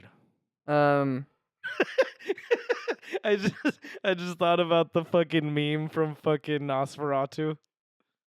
wait, which one? You have it's a you must bounce on it, crazy style. Fucking I haven't funny, seen dude. this. That's great. You haven't seen? Oh god, it's so good. No, I think we were talking about it with Huge and Milena before you showed up, but I'll show it to you once we're done recording. Please do. Or you could live react to it right now. I'll like hold my phone up from across the room. That's great content. So he rolls in, he throws a grenade at his fellow board members, and it turns them into skeletons and Yeah. like goofy looking They, CGI like, skeletons. disintegrate. I can imagine Sam Raimi just like really wanting to get gross with that. He like wanted their flesh to melt off or something like that. And it was This is a what is this, a PG-13 we're looking at? PG-13, yeah. That was Fuck. probably one of the more goofier looking scenes in the whole movie, I think, them turning into skeletons. Bro, it's fucked too because like Harry and Mary Jane are on that fucking balcony Yeah, too. I was thinking that too. I was like, Like wow. you're a fucking psychopath, dude. Yeah, this guy's like a villain. Yeah, this not a good guy. Oh yes, the classic trope I love always is everyone else running one direction, the hero running towards the danger. And you got the classic like Superman tearing off his shirt with the suit underneath. That's very good. Very like, even though I'm not a big fan of superhero stuff, like I recognize how iconic that imagery is, and I Yeah. appreciate it. It's so unfortunate that she somehow is like fucking like stranded on the segment that's falling off. Yeah, is it? It works so well in the movie, but there is this part of me that's like, I think he saves her 3 or 4 times in this film, and I'm like, is that too much? Is that too many times saving the same person? Like, I don't know. Yeah, man, diversify, dude. I mean, it's so tied up in her, right? Like, Well, as he said at the I- very beginning, this is a story Yeah. about a girl. Well, they want to set up as well like her falling in love with him.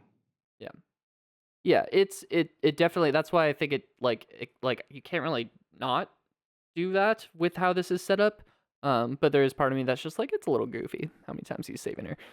Yeah, I think that it's funny that he goes when he's on he calls her later in the movie and he says, "Don't go down any like dark alleys," which is kind of funny too because it's like, fuck, man, like, and I think they comment on him saving her. I think he says something about Oh, yeah. When he saves her the second time in the rain, there's some line about that. I forget what it is though.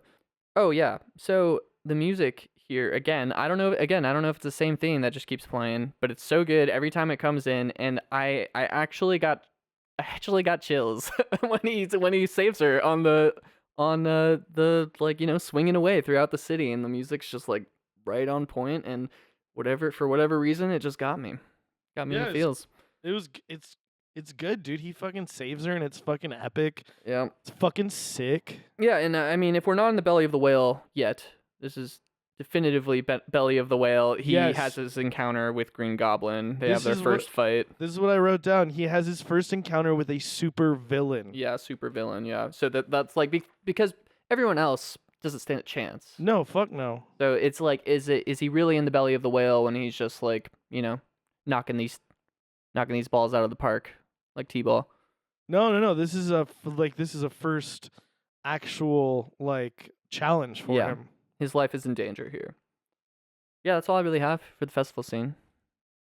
Yep. Moving on.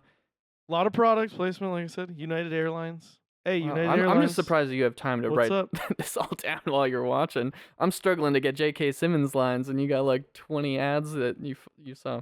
Well, okay. I paused for a second to write Fair. some of them down. Fair. Because I wanted to have a list. Because I wanted the listeners to see my commitment to being Triple P, the product Well, this is a good placement time. patrol. Okay, Triple P. We need a Triple P corner. Well, this is a good time then to insert. You left one product placement out from the Matrix that you were sore about. You remember what it was? No. Perfect. Moving on. Do you remember what it was? No, I don't. I think it was some sort of soda or something, but I forget what it was. In the subway? Oh no. Soul beer. There you go. Thanks, dude. Yeah, got you. Well, I Gotta get on that ginkgo, dude. Ginkgo? For your memory. Oh. For my memory. That what does it? So, next scene we have they're back at their apartment. Harry's on the phone with Mary Jane. And Mary Jane is just like gushing about how awesome Spider-Man was, and this is where I did feel a little bad for him here. Bro, she just hangs up on him. I know. She's cold as fuck. She is cold as fuck, man. I mean, I've been there, I guess. Like, it was like a relatable scene of like, oh yeah, dude. just like, you're really into someone and you can tell they're not into you, but you want to try to make it work anyhow. So yeah, I felt for him here. It's painful. Yeah. I thought he gave a good performance too. I thought like he seemed very like, I don't know, he's a complicated character. And like hard to kind of convey everything Harry's going through, because he's not black and white. He's not just a jerk. Like, he is Peter's friend for a reason, but he has some nasty qualities. Yeah, I mean, he says, "I want to buy you something."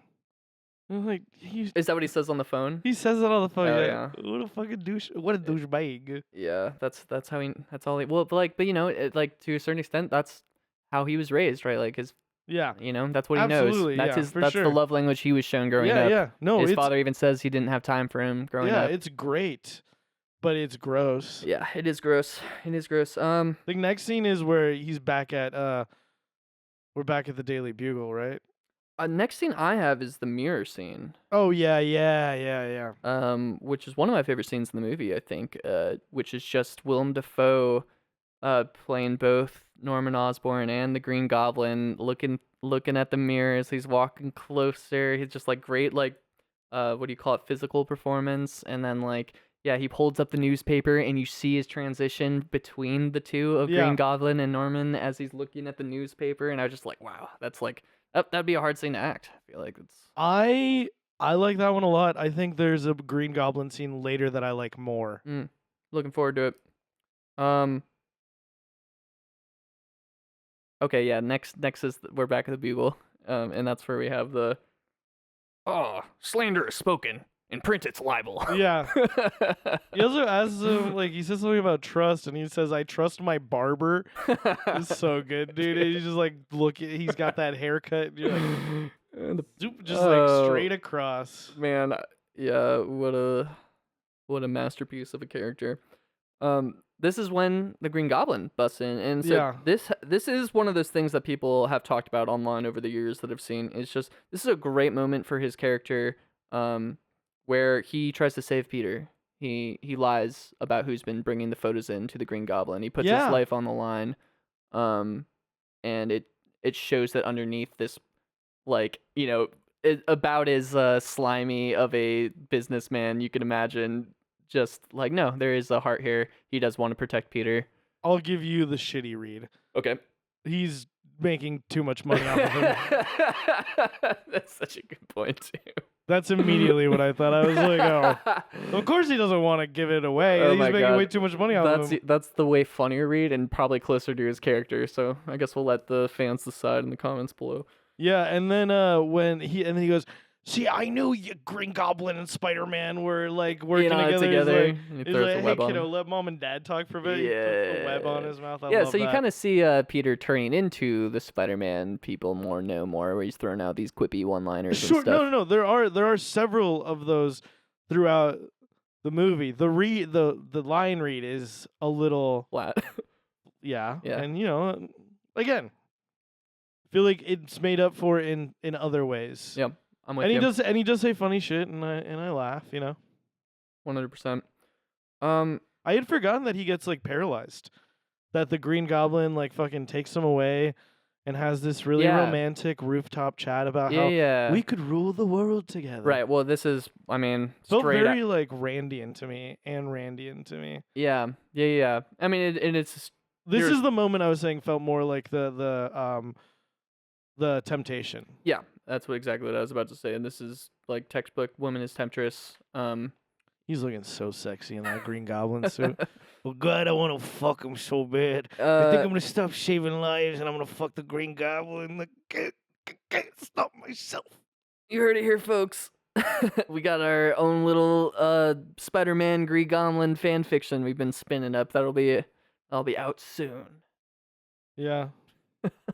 But it's a real wild moment because like it is one of those moments I think that you could kind of point to and be like, why didn't he just kill him here, right? One of the like if you're watching like a YouTube video about like the biggest mistakes villains made in movies, right? It's just like, why don't you just like kill him here? But it is because I think it's mirroring the respect Norman has for Double P. I'm Right. Triple P. He's Double P. Peter Parker. Even before he knows. Even before he knows, I exactly. think Yeah, that's a good call. Yeah. I think it shows that Norman, despite because I think ultimately this whole like split, I think there's more of Norman in the Goblin than he cares to admit. I think that's what's so psychologically terrifying for him when he realizes. Right. But yeah, Well, I think there's a Green Goblin inside all of us. yeah, maybe not necessarily green. Pick your color. You know what occurred to me while we were talking this through on the Green Goblin's motivations is what's kind of interesting is at this point in the story, everything that was in Norman's way, business-wise, is no longer in his way. And so the only obstacle he's trying to resolve the rest of the movie is Spider-Man. So it begs the question, what was the Green Goblin going to do next? Like, it's not like he's going to start robbing banks and stuff. Like, what is the trajectory of this supervillain without any like corporate obstacles? Yeah, that's a good point. We don't know. Totally. No, we don't know. I think potentially it is this sort of Randian like let the world be like controlled by those who have The means to control. yeah, the means, the intelligence. And do it happens in the movies, right? Where Harry takes up the mantle of Green Goblin. Yeah. That's also that's from the comic books as well. Oh, really? Yeah, that's in the TV show. Gotcha. Yeah, it's so hard to know what's canon and not anymore these days. After this, it is strange that he tries to make an alliance here, but I also like it. He runs into MJ again after she went to an acting audition.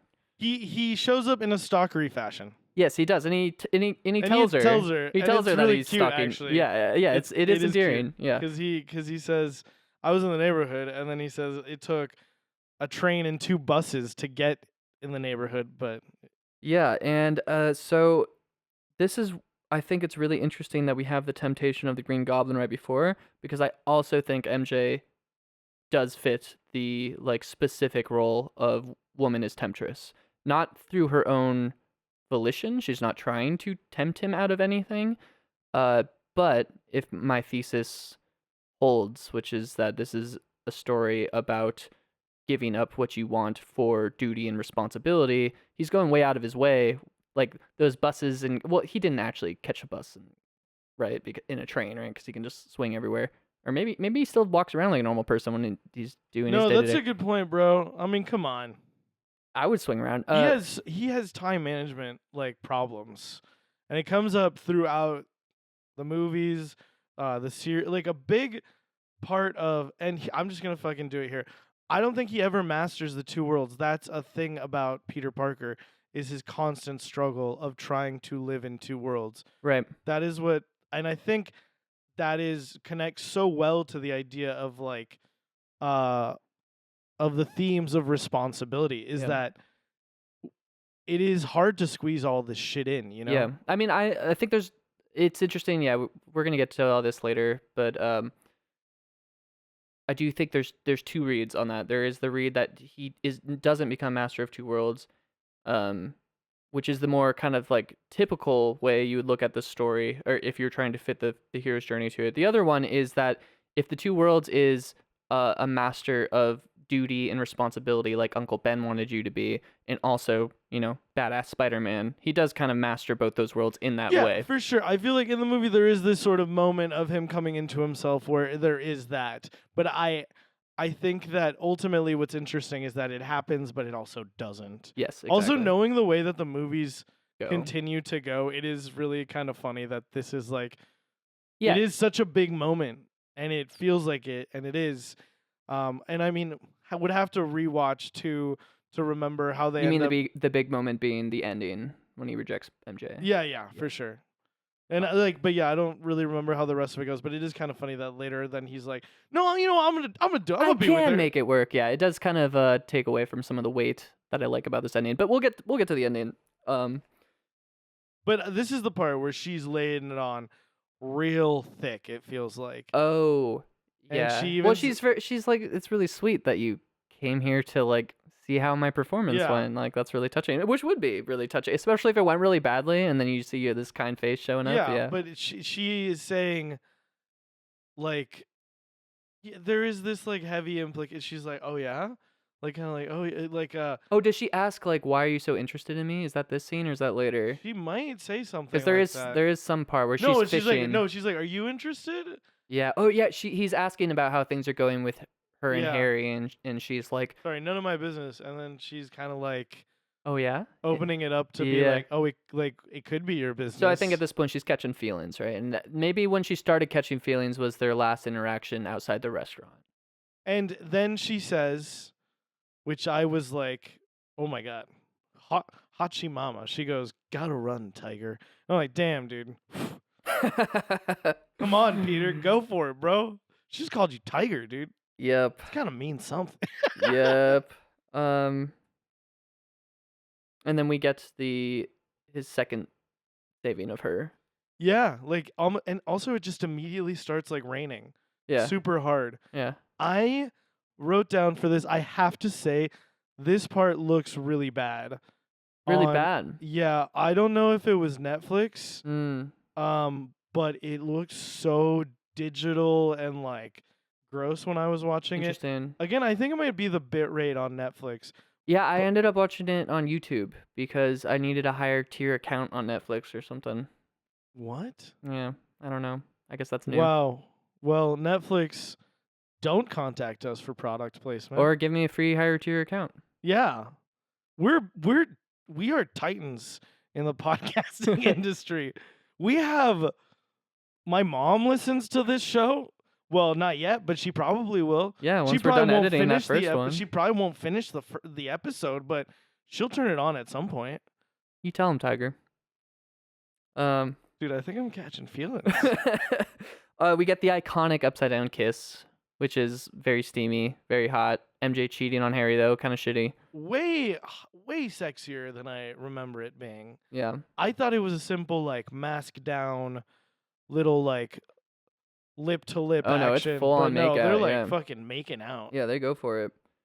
Good for them. Yeah, great scene. Very tantalizing. I think it was effective. Yeah, I didn't notice the look of it like you're talking about, so maybe it could be different between the platforms, but yeah, no, most definitely. I mean, like, with YouTube you're able to also like set the definition and shit, but It looked bad, but I was like, I feel like it's just Netflix. Mm. 'Cause I feel like that shit happens.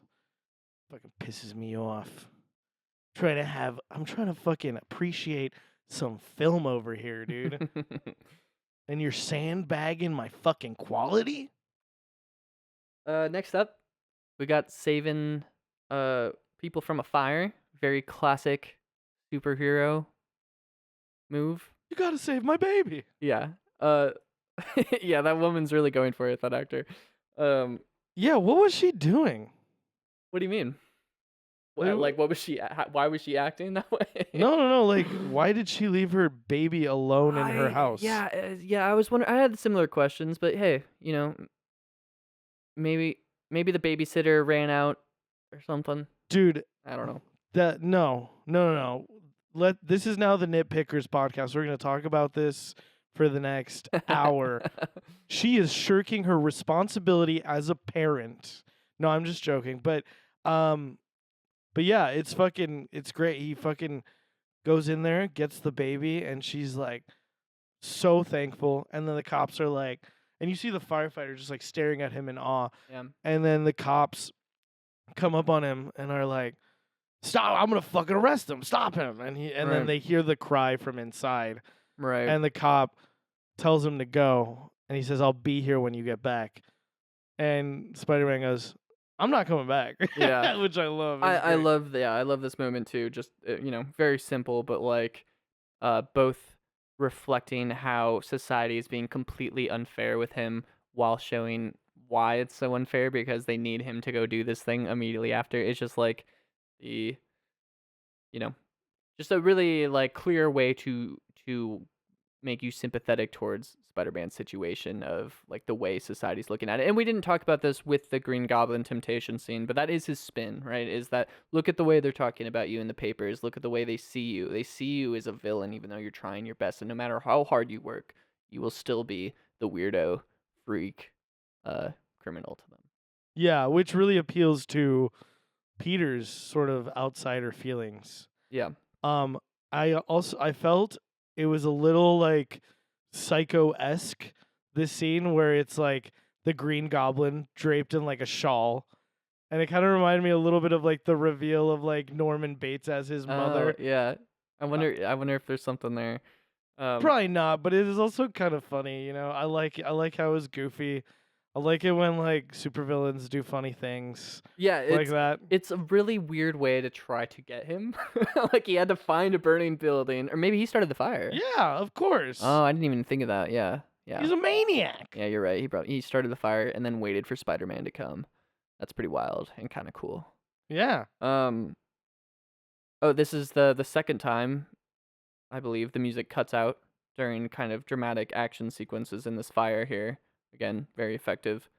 And maybe the campiest line in the movie.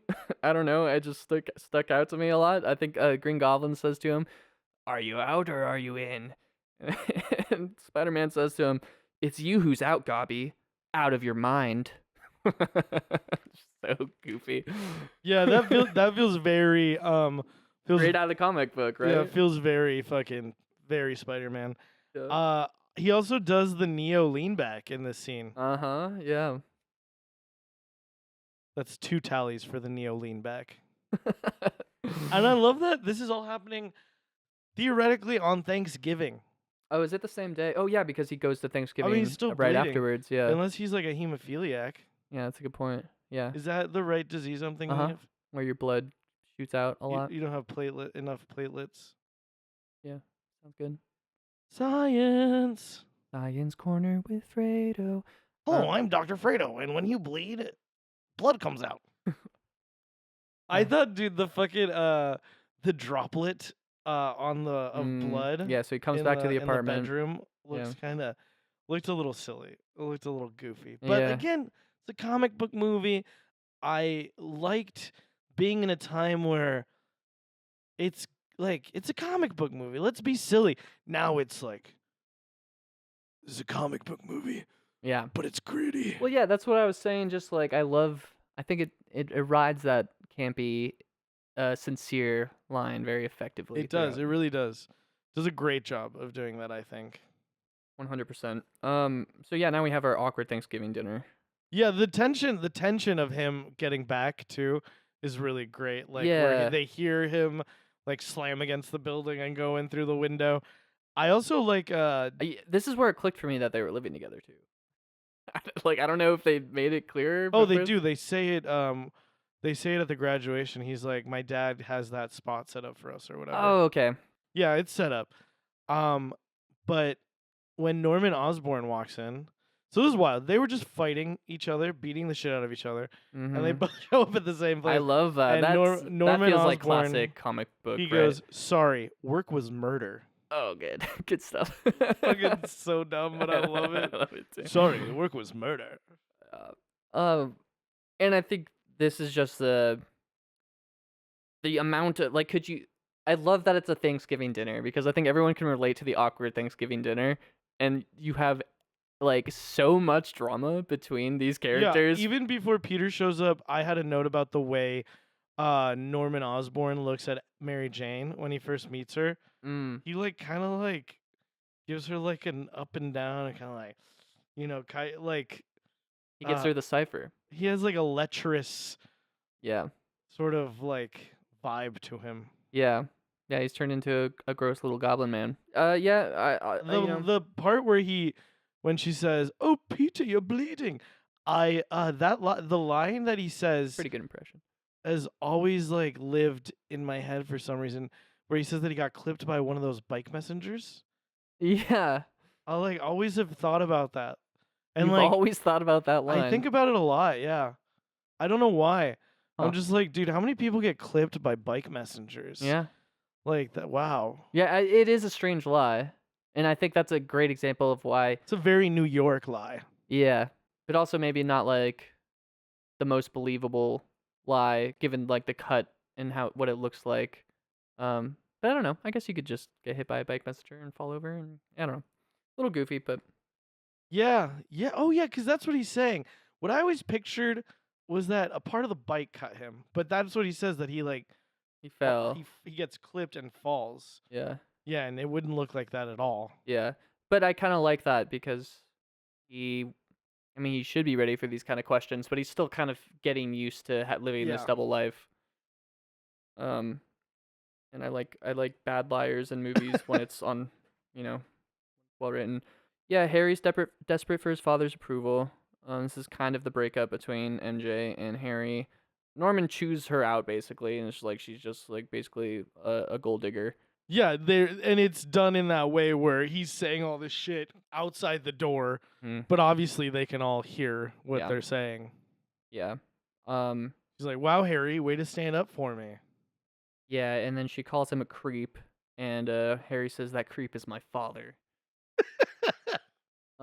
Yeah, dude, your dad's a fucking creep. Yeah. But again, like he doesn't deny. He doesn't say he's not a creep. He says that creep is my father, which is kind of great. Yeah. Yeah. And again, it's just like, I feel bad for Harry here. Like, I feel like he's kind of a dick, but I feel like he was raised this way, and he's kind of like, stuck between a rock and a hard place between his allegiances and stuff here. For sure. For sure. I think the part after this is my favorite Green Goblin scene. Oh, the Aunt May scene? The fireplace. He's at the fireplace, and the mask is sitting on the sofa. Yes.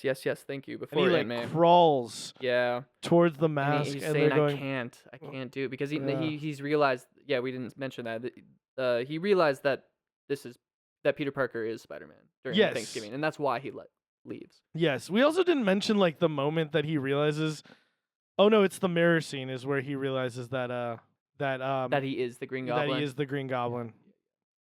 Because there is that part where it's just like, yeah, there's a part of the movie where he's kind of like just clueless that he's doing these things. Right. Part of me feels like he's not, though. Yeah, that There's flashes of it. When Harry asks him the first time, what happened last time, he's like, oh, I can't remember. I think he gets the sense that something horrible happened and they did something horrible. It's like getting drunk. Where you're like, oh, I think I embarrassed myself last night. I don't know what I did though. That's That's Norman Osborn for a good chunk Cannot of the movie. relate to that one bit. Yes, yeah, the Green Goblin tells him in the scene, and yeah, I just love that. Again, if we were doing the hero's journey but in reverse, this is Norman refusing the call of the villain, right? Like he's like, I can't do it. I don't. He's like a son to me. I don't want to kill Peter. But then he pretty quickly convinces him, and he says, first we attack his heart, Norman. Yeah. And that they start going for his family members, being Yeah. Aunt May being his only family member.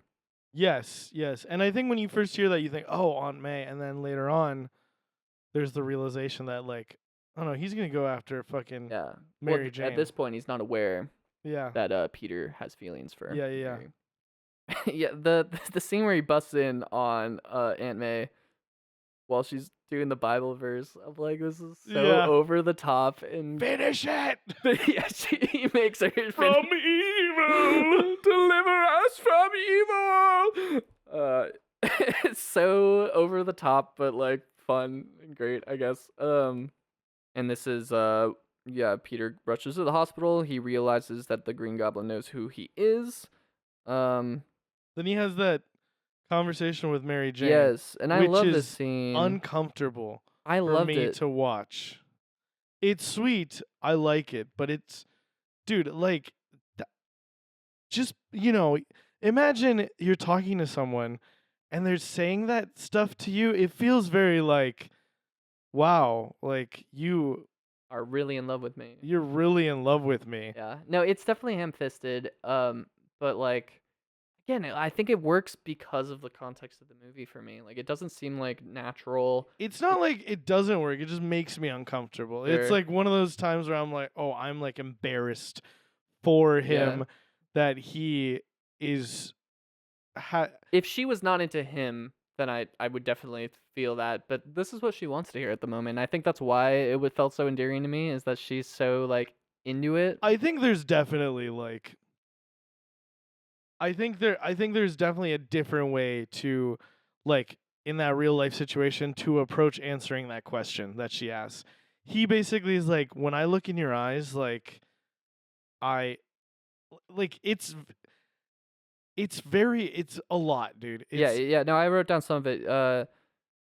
You feel stronger and weaker at the same time. Yeah, and you're like scared because you don't know what's gonna happen. It's like, except you know what kind of man you want to be. That's wild, dude. That's so. But it is very much. thematic with totally a story about a girl and responsibility there's and definitely duty. a subtler way to do it. This Yes. is not necessarily a subtle story, so of course it works in the context. Yeah. But taken Out of context, this is dude, it is. This is some Ross Geller without the laugh track type content. Have you not seen that?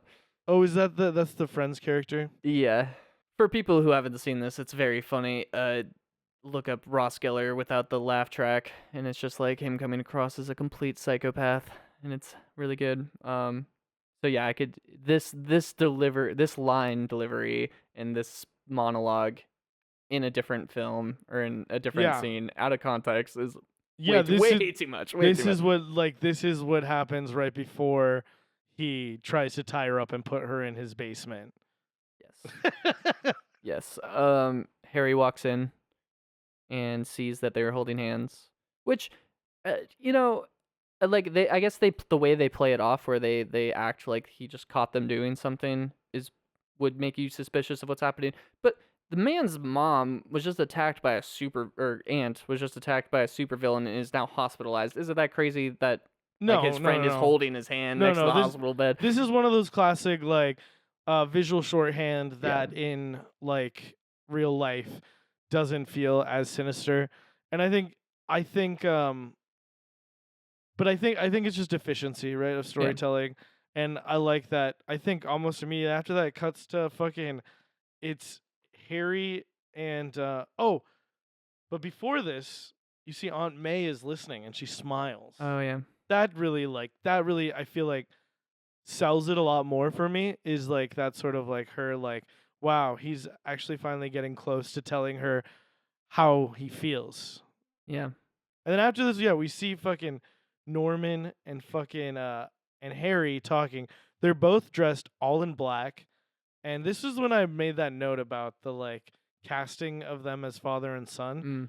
They just have these sort of visual, slender sort of like there's like similarities in their physique, and I think that it was a good scene. Like he says, I haven't been much of a father to you. Yeah. And again, they just Yeah. both look really fucking Y- cool standing on that staircase. Yeah, and I think it does. Like, I wouldn't say Harry necessarily has an arc, but he is a fleshed out character, and I feel like this is like I think they're trying to make you sympathetic for Harry, and it worked on me, in terms of just like yeah, the way that his father is basically, yeah, like, I wasn't there for you, blah blah blah. And Harry's like, no, it's fine. You're a busy, important man. Like the way he's justifying Yeah. that he's not worth the time, like that. Yeah, for sure. That was very like rung very true for me. And, Yeah, it's sad. And this is where he says one of my favorite lines. I'm going to rectify certain inequities. Yeah. He's talking about killing Peter. Spider-Man. Yeah. I'm going to rectify certain iniquities. Yeah, that's pretty good. And so another quick line I have that's after this. They're back at the hospital, and Peter talks to Aunt May, and she says, "Would it be so dangerous to let MJ know how much you care?" And that is like so perfectly framed within this discussion of duty and responsibility versus love and what you want, because the answer is yes, which is immediately verified by getting a phone call. Or no, he goes to call MJ to warn her. Well, because he realizes, like, oh shit, he knows that I care about her. He's gonna go after her. She also says to him, and I love the delivery. You're so mysterious all the time. Yeah. It's like I just love it. It's like, so I don't know, something about it's real cute. Just like Peter, just hang out with your aunt, dude. Like, why you gotta be so mysterious? Like, let me in on your life a little bit. Yeah. Share, open up, And dude. she's lonely because, empty house now. Just Yeah. her and her Bible verses. Yeah. Yeah. All very sad. It's a very sad movie. And then, so he calls Mary Jane, and we get Green Goblin going, "Can Spider-Man come out to play?" Yeah. Pretty good. And then we kind of get to what is like the big climax showdown. Yes. This reminds me of so much, and I immediately thought it was of Batman with Val Kilmer. There is the scene with Jim Carrey as the Riddler where he has, I think, Nicole Kidman's character and Robin, and he's gonna drop both of them, and he's like, pick who you want to save. Yeah. And I had to know, it's the classic, like, pick who you're gonna save. And I love how always in these movies, Both. yeah, it's always both. Both. And they're gonna do it. They're gonna like go above and beyond and fucking. Yeah. So I had that specific thing of choosing between, and this is kind of, again, like I was saying, I'm kind of trying to fit it in. I don't know if it quite fits. Atonement with the father here, where on one hand he's holding his love, and one hand he's holding his duty, right? Save the school bus of children or save the love of your life. And so the atonement is that he finds a way to do both. Yeah, I think there's a very perfect line where he says, and this is jumping ahead, but I'll just say it because it fits in with Atonement of the Father, where the Green Goblin says, like, when he realizes it's like Norman and he's asking for his mercy, he's like, I've treated you like a son, now treat me like a father. And he says, I have a father. His name is Ben Parker. Oh, good line. Yeah, dude, I just got goosebumps, like, just saying it. Yeah, It's really good. It's I think, to me, the ultimate point of, like, he has accepted who he is. Yeah, totally. And I love that they did that, because that is something that I think always a theme that works really well for me is the idea of, like, what is a father is not the person who imparted their biological material to create you. A father is someone who raises you, who is there for you. And of course Ben is his father. Like, absolutely. Yeah, it's like that Guardians of the Galaxy line where he's like, I may not be your father, but I am your daddy. Oh, that's great. Oh, so this jumps ahead in the steps a bit, but rescue from without. You were talking about the The characters. New Yorkers. Yeah, you're talking about New York being a character in this movie very much here. He gets saved um, by the people throwing trash and stuff at the Green Goblin. You mess with one of us, you mess with all of us. Yeah, and he's wearing a fucking Mets hat, dude. Of course. So glad he's wearing a Mets hat, not a fucking Yankees hat. But I also made a note, dude. She's really getting thrown around on that thing. Yeah, that stuck out to me too when she falls and catches herself on the side of the. Well, yeah. Before that, even and then I'm like, I don't know if your hands are okay. I know it's so funny because he's like, I need you to climb down. I can't, and then she gets flung and catches the edge somehow. But again, suspension of disbelief. That fall might have busted her up a bit. That was a long drop to that bus. To the gondola, you mean? Gondola, yeah. Gondola. Yes, sir. So yeah, next I cut to their big final showdown in that kind of. I don't even know where they're at. Like, they're in another abandoned warehouse, mirroring the. This is gonna be the second time he murders someone, so it's mirroring this the time first time he fault. murders. No, it's definitely. Norman is like hoisted by his own petard. He is a victim of his own ambition. Yeah, well, it's one of my favorite themes. Evil destroying itself. Yeah. I always think that's very satisfying. Yeah, an uncontrollable destructive force will turn on itself. Yeah. Yeah, his final betrayal is his undoing. I like stuff like that. Again, this is one that I remembered from my childhood. The music cuts out here, and like, awesome. I love this fight scene. It's really good. I don't have really many notes on it. It's just like great little action set piece. Yeah, I mean, I think the thing I would say is when it comes to like, I feel like this is in a way not fully realized, but it is like an apotheosis of sort. Yeah. I think this happens in a lot of movies where it's like it doesn't have to have a clever way, but it would have been like because he's getting overpowered, very clearly being overpowered. Yeah. And then he threatens Mary Jane. Yes. And that is what gives him the ability to just overpower him. Right. And like it's not, he doesn't have any sort of clever tactic or anything. He just like is able to pull belief, like his belief. He's able to pull reserves of strength. Yeah. And he's able to fucking and is able to like essentially overpower the Green Goblin. Yeah, and I think that it mirrors the Matrix in that way. Where the ultimate boon, I would say again, is love. There's not like a clear, there's not a moment where he's given love, and now like it's not like the kiss in the Matrix where it's like, oh, now he has this power. It's just no, he had that already, and you have triggered it. I actually think it's at the funeral, dude. I think when she kisses him as him without the mask is the the fulfillment of the ultimate boon. Sure. Because he has her love as himself. Yeah, that's a great point. Yeah, I love the music kicks back in right there too, right when all is lost. Like it's been completely silent. He's about to die. He starts threatening Mary Jane, and that's when the music comes in, and he regains the leverage of the situation, and like awesome little like throws him against the wall and pulls the brick wall down on him. That stuff's really good. And he also has the strength from accepting, Ben as his father. Yeah. Like undoing that really horrible thing that he did at the beginning by like denying that relationship that is clearly there. Yeah, totally. I think that's a really good call out there and ties into a lot of the bigger themes. Yeah, so you get the kind of sad ending to Norman where he's like, "Don't tell Harry," which is very like that's something I really like, is just holding on to a piece of his humanity at the end. Like that's his final line, Yeah, for sure. I mean, also Shitty Reed is like the ego, like the fragile ego of this. He doesn't want his legacy stained, but I think there is love there too. For sure. I definitely think there is.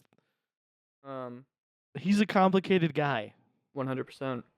Oh, so he brings the body back.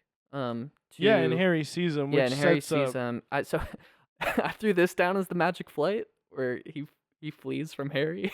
But that's just because that's the only place I could fit that. There's the only time he really runs away. Yeah, I mean, I don't really think there is a magic flight Yeah, I don't here. think so either. But if there was one, that would be it, folks. Um, Funeral. Uh, MJ tells Peter her feelings. Um, And it's very interesting that this is, like we were saying, her love is the ultimate boon because he turns her down. yeah. I completely forgot he fucking friend zones her at the end of this movie, dude. Yo, that's the I think one of my favorite things about this movie is, like I said, I mean that was my whole thesis, was turning her down is his hero's journey, and it's not because she deserves to be turned down. It's not that like she's not good enough for him. Like they're kind of like perfect for each other in a lot of ways. It's just that he's choosing all of this entire journey has taught him that he needs to put his responsibilities first, and he'd be putting her in danger, which is part of his responsibilities. The closer he gets with her, the more danger she's in.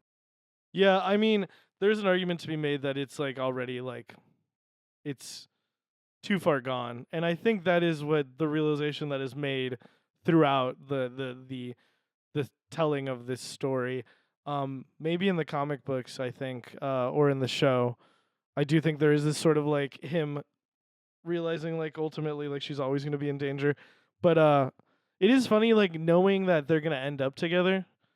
Like I again I think that you have to be able to take this as its like own Yeah, story. and I do, and like that's how I see this film, is just like a contained story, especially in the confines of the It hero's is journey. also again like as far as like telling the story word for word or telling like or highlighting the themes. I think that's what's important about this is that it really gets the theme of Spider-Man. And like I said, he is always trying to find a work-life balance and constantly having trouble with that. I feel like in the show, maybe in the comic book as well, he's always like coming late to places, like accidentally missing social engagements, shit like that, because of his like commitment to Right. being like a superhero.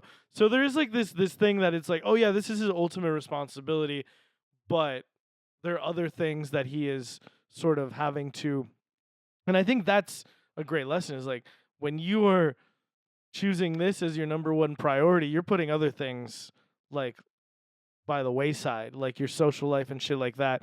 And I think it is reflected in his failure to like, accomplish those tasks sometimes. And I feel like it really humanizes him. I love that aspect about Spider-Man. Like he is kind of like a mess of Yeah, like a guy. It's like fuck, like miss that, miss this, yeah, and it's established he's a bit of a slob. Yes, yes, Norman does say that. All geniuses are. Yeah, it's something like that. No, I all thought, brilliant men are, I yeah, think is what she I felt says. seen by Aunt May in that scene.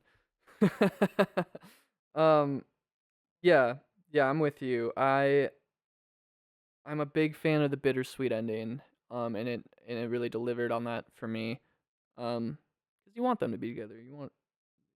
They're clearly right for each other. Um, but I thought, yeah, it was just like, No, it's a good moment. She's all he wanted the whole movie, and then yeah, he can finally like be in that relationship, but he is making the responsible decision and saying no. right. So I actually have her confessing her feelings as the crossing of the return threshold, and so like that's what I was kind of setting up at the beginning of this discussion, is that in the normal hero's journey, it doesn't really make sense there, but in the context of like his safe place he was at the beginning, was he just wanted to be with her. He just loved her. Yeah. So this is the return to that feeling and that desire, but now he's completed his hero's journey, and he knows that he needs to put his responsibilities and duties over his desire. Yeah, I feel like that, like coupling that with him, like the temptation, him turning her down is kind of like refusal of return/return, Yeah, right? that's an interesting point too. I feel like you can even make arguments for either one. Like Right, the because usually the refusal of the turn is more of a like arrogant thing from the hero, I yes, think, or yeah, more of just like they don't want to come back from the paradise that they found themselves in back to the real world where everything's lame and bland. But yeah, this yeah, is a flip of that. absolutely. So that's why I was saying, like, I think this movie is really interesting to discuss through the lens of the hero's journey, because it does subvert a lot of this stuff in interesting ways, I think. Yeah, Um, and I think So Master of Two Worlds, we already discussed this a little bit. I mean, we basically said what we wanted to say. Like, Yeah, for sure. again, I think it falls in the same category that in the classic terms of what the hero's journey is. He's not really the Master of Two Worlds because he hasn't gotten what he wants in his life, in his day to day. Even if he is a master superhero, but I think in that lens of um, just coming into your own as a man and being Spider-Man, he is Master of Two Worlds.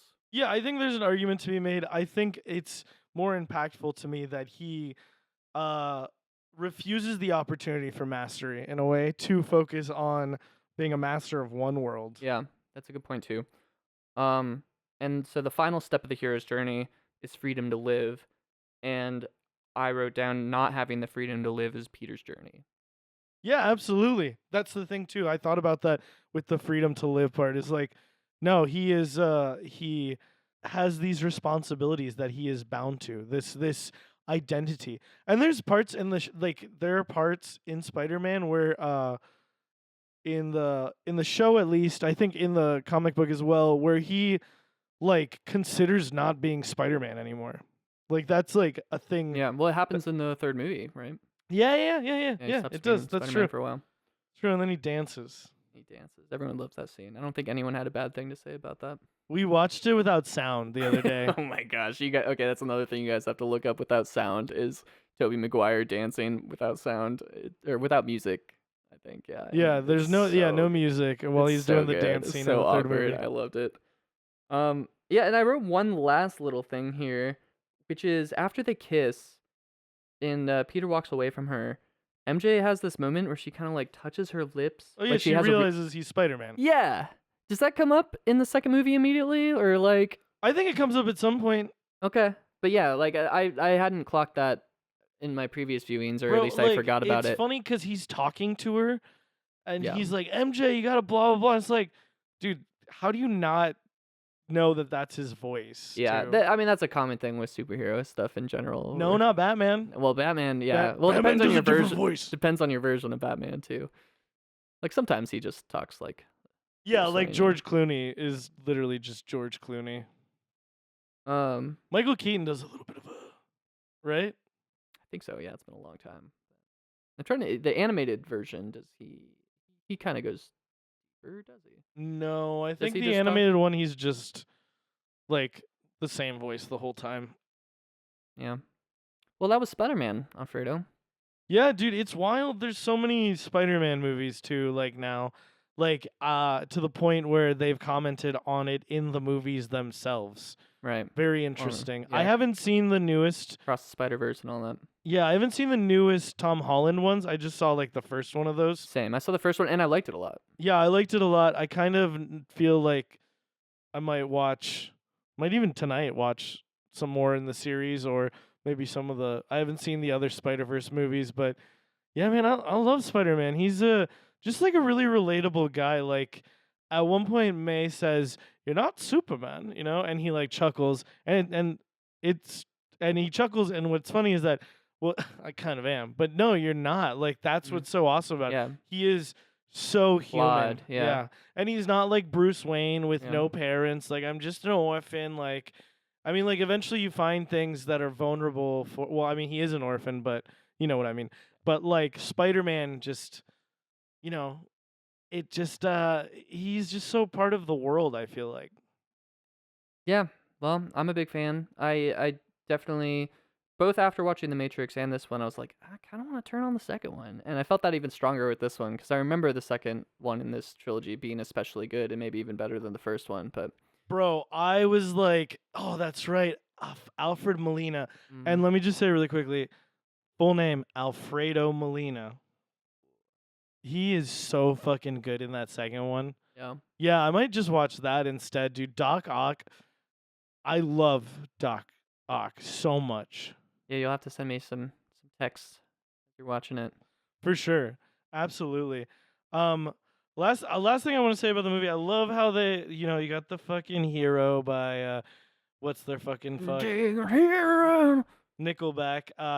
And then at the very end they play the like classic Spider-Man theme. It got me thinking it's got to be Spider-Man, Batman, and Superman. 3 superheroes with the most well-known like theme songs, right? Yeah, and they're all from the like kind of. Well, I don't know what Superman's theme Um, oh, no, you're right. No, what I was thinking of was his whole spiel. Like, is. Oh, like is it's a is a bird? bird. It's a train. It's Superman. Yeah. No, but and then no, Yeah, everyone knows Batman. that one. Well, what I was gonna say is funny is that both of those are like the old '60s or even older like televised versions theme Yeah, songs. yeah, Yeah, absolutely, all of them. yeah. It's just funny that it's so. I was trying to think. Like, I used to watch a lot of Aquaman when I was a kid, and I was trying to think like, does he have one with lyrics? And I couldn't remember, and I didn't look it up because we were talking about Spider-Man today, not fucking Aquaman. Well, yeah. It's just Take that, Jason Momoa. love that something so old because like those versions of these characters is not the versions people really love nowadays or isn't like the big pop culture stuff, right? Especially like the old Batman live action show, right?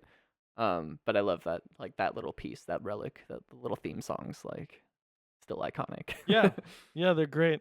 They're fucking great. But yeah, that was fucking Spider-Man, dude. Yeah. I feel like a big, like a maybe last sort of touching point, like as far as like cultural legacy is like superhero movies. Like this feels like it really kicked off. Yeah, a lot of people say it was Iron Man, but I feel like that was kind of already the proper Marvel Universe kickoff versus this was just like Yeah, bringing superheroes because as I mentioned, this was highest box office opening weekend of all time at the time. yeah, So for sure, that for got sure. I'm sure that got a lot of things turning in Hollywood of like, well, we should probably start pumping these out. Yeah, because Iron Man's like 2008 or something like that. Something like that, 2007 maybe. Yeah, so that is definitely like the yeah, it is like the earnest start of it or whatever. But this is like I feel like what kind of like kicks it off, like what kind of gets the conversation Like started. in a way that Lord of the Rings kind of brought like medieval fantasy into the like in the eye of Sauron, for a lack of better term, where it's just like, oh well, now we should pump out a bunch of medieval fantasy movies. Yeah, I mean it's pretty wild that like now it's like so saturated, so saturated. But what's cool is that the Spider-Man movies are good. Yeah, As far as I heard, they're yeah. Well, good. I want to watch. I've been meaning to watch the rest of the Tom Holland Animated ones.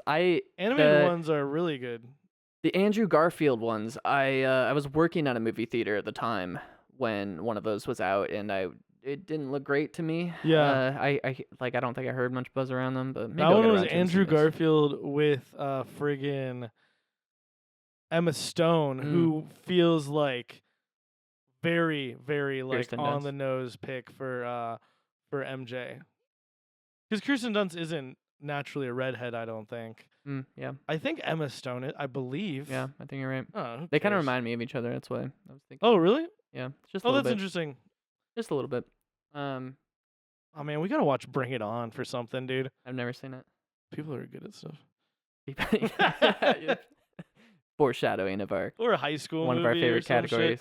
Yeah, yo, when these come out, people feel free to like hit us with cool category suggestions. Yeah, pretty Shit pleased. like that. We'd love that.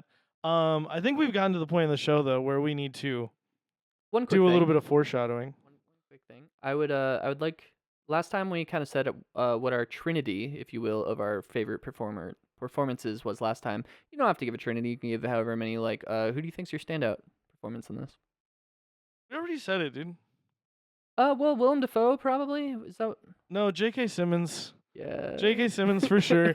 He's the real star. And like I said earlier, Kirsten Dunst I thought played MJ perfectly, and like because there was so much riding around, like there was so much on the line for the heart of this movie to be about a girl, as it says in the very beginning. I thought she had a very important.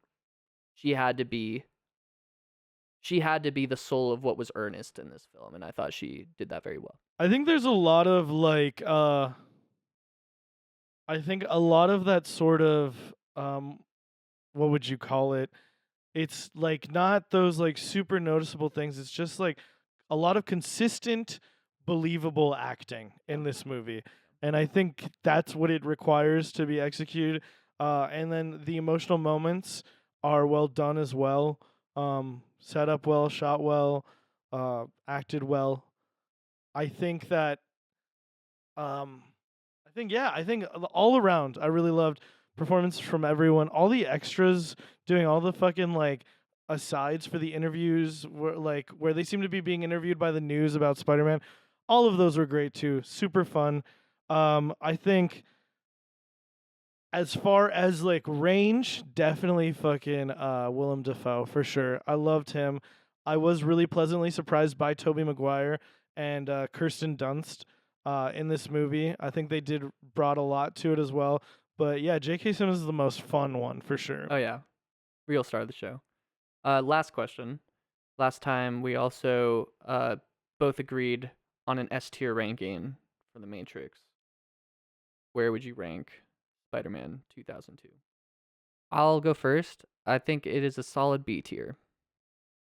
Okay, yeah, I mean, I like it when you go first. Yeah, I can agree with that. Okay.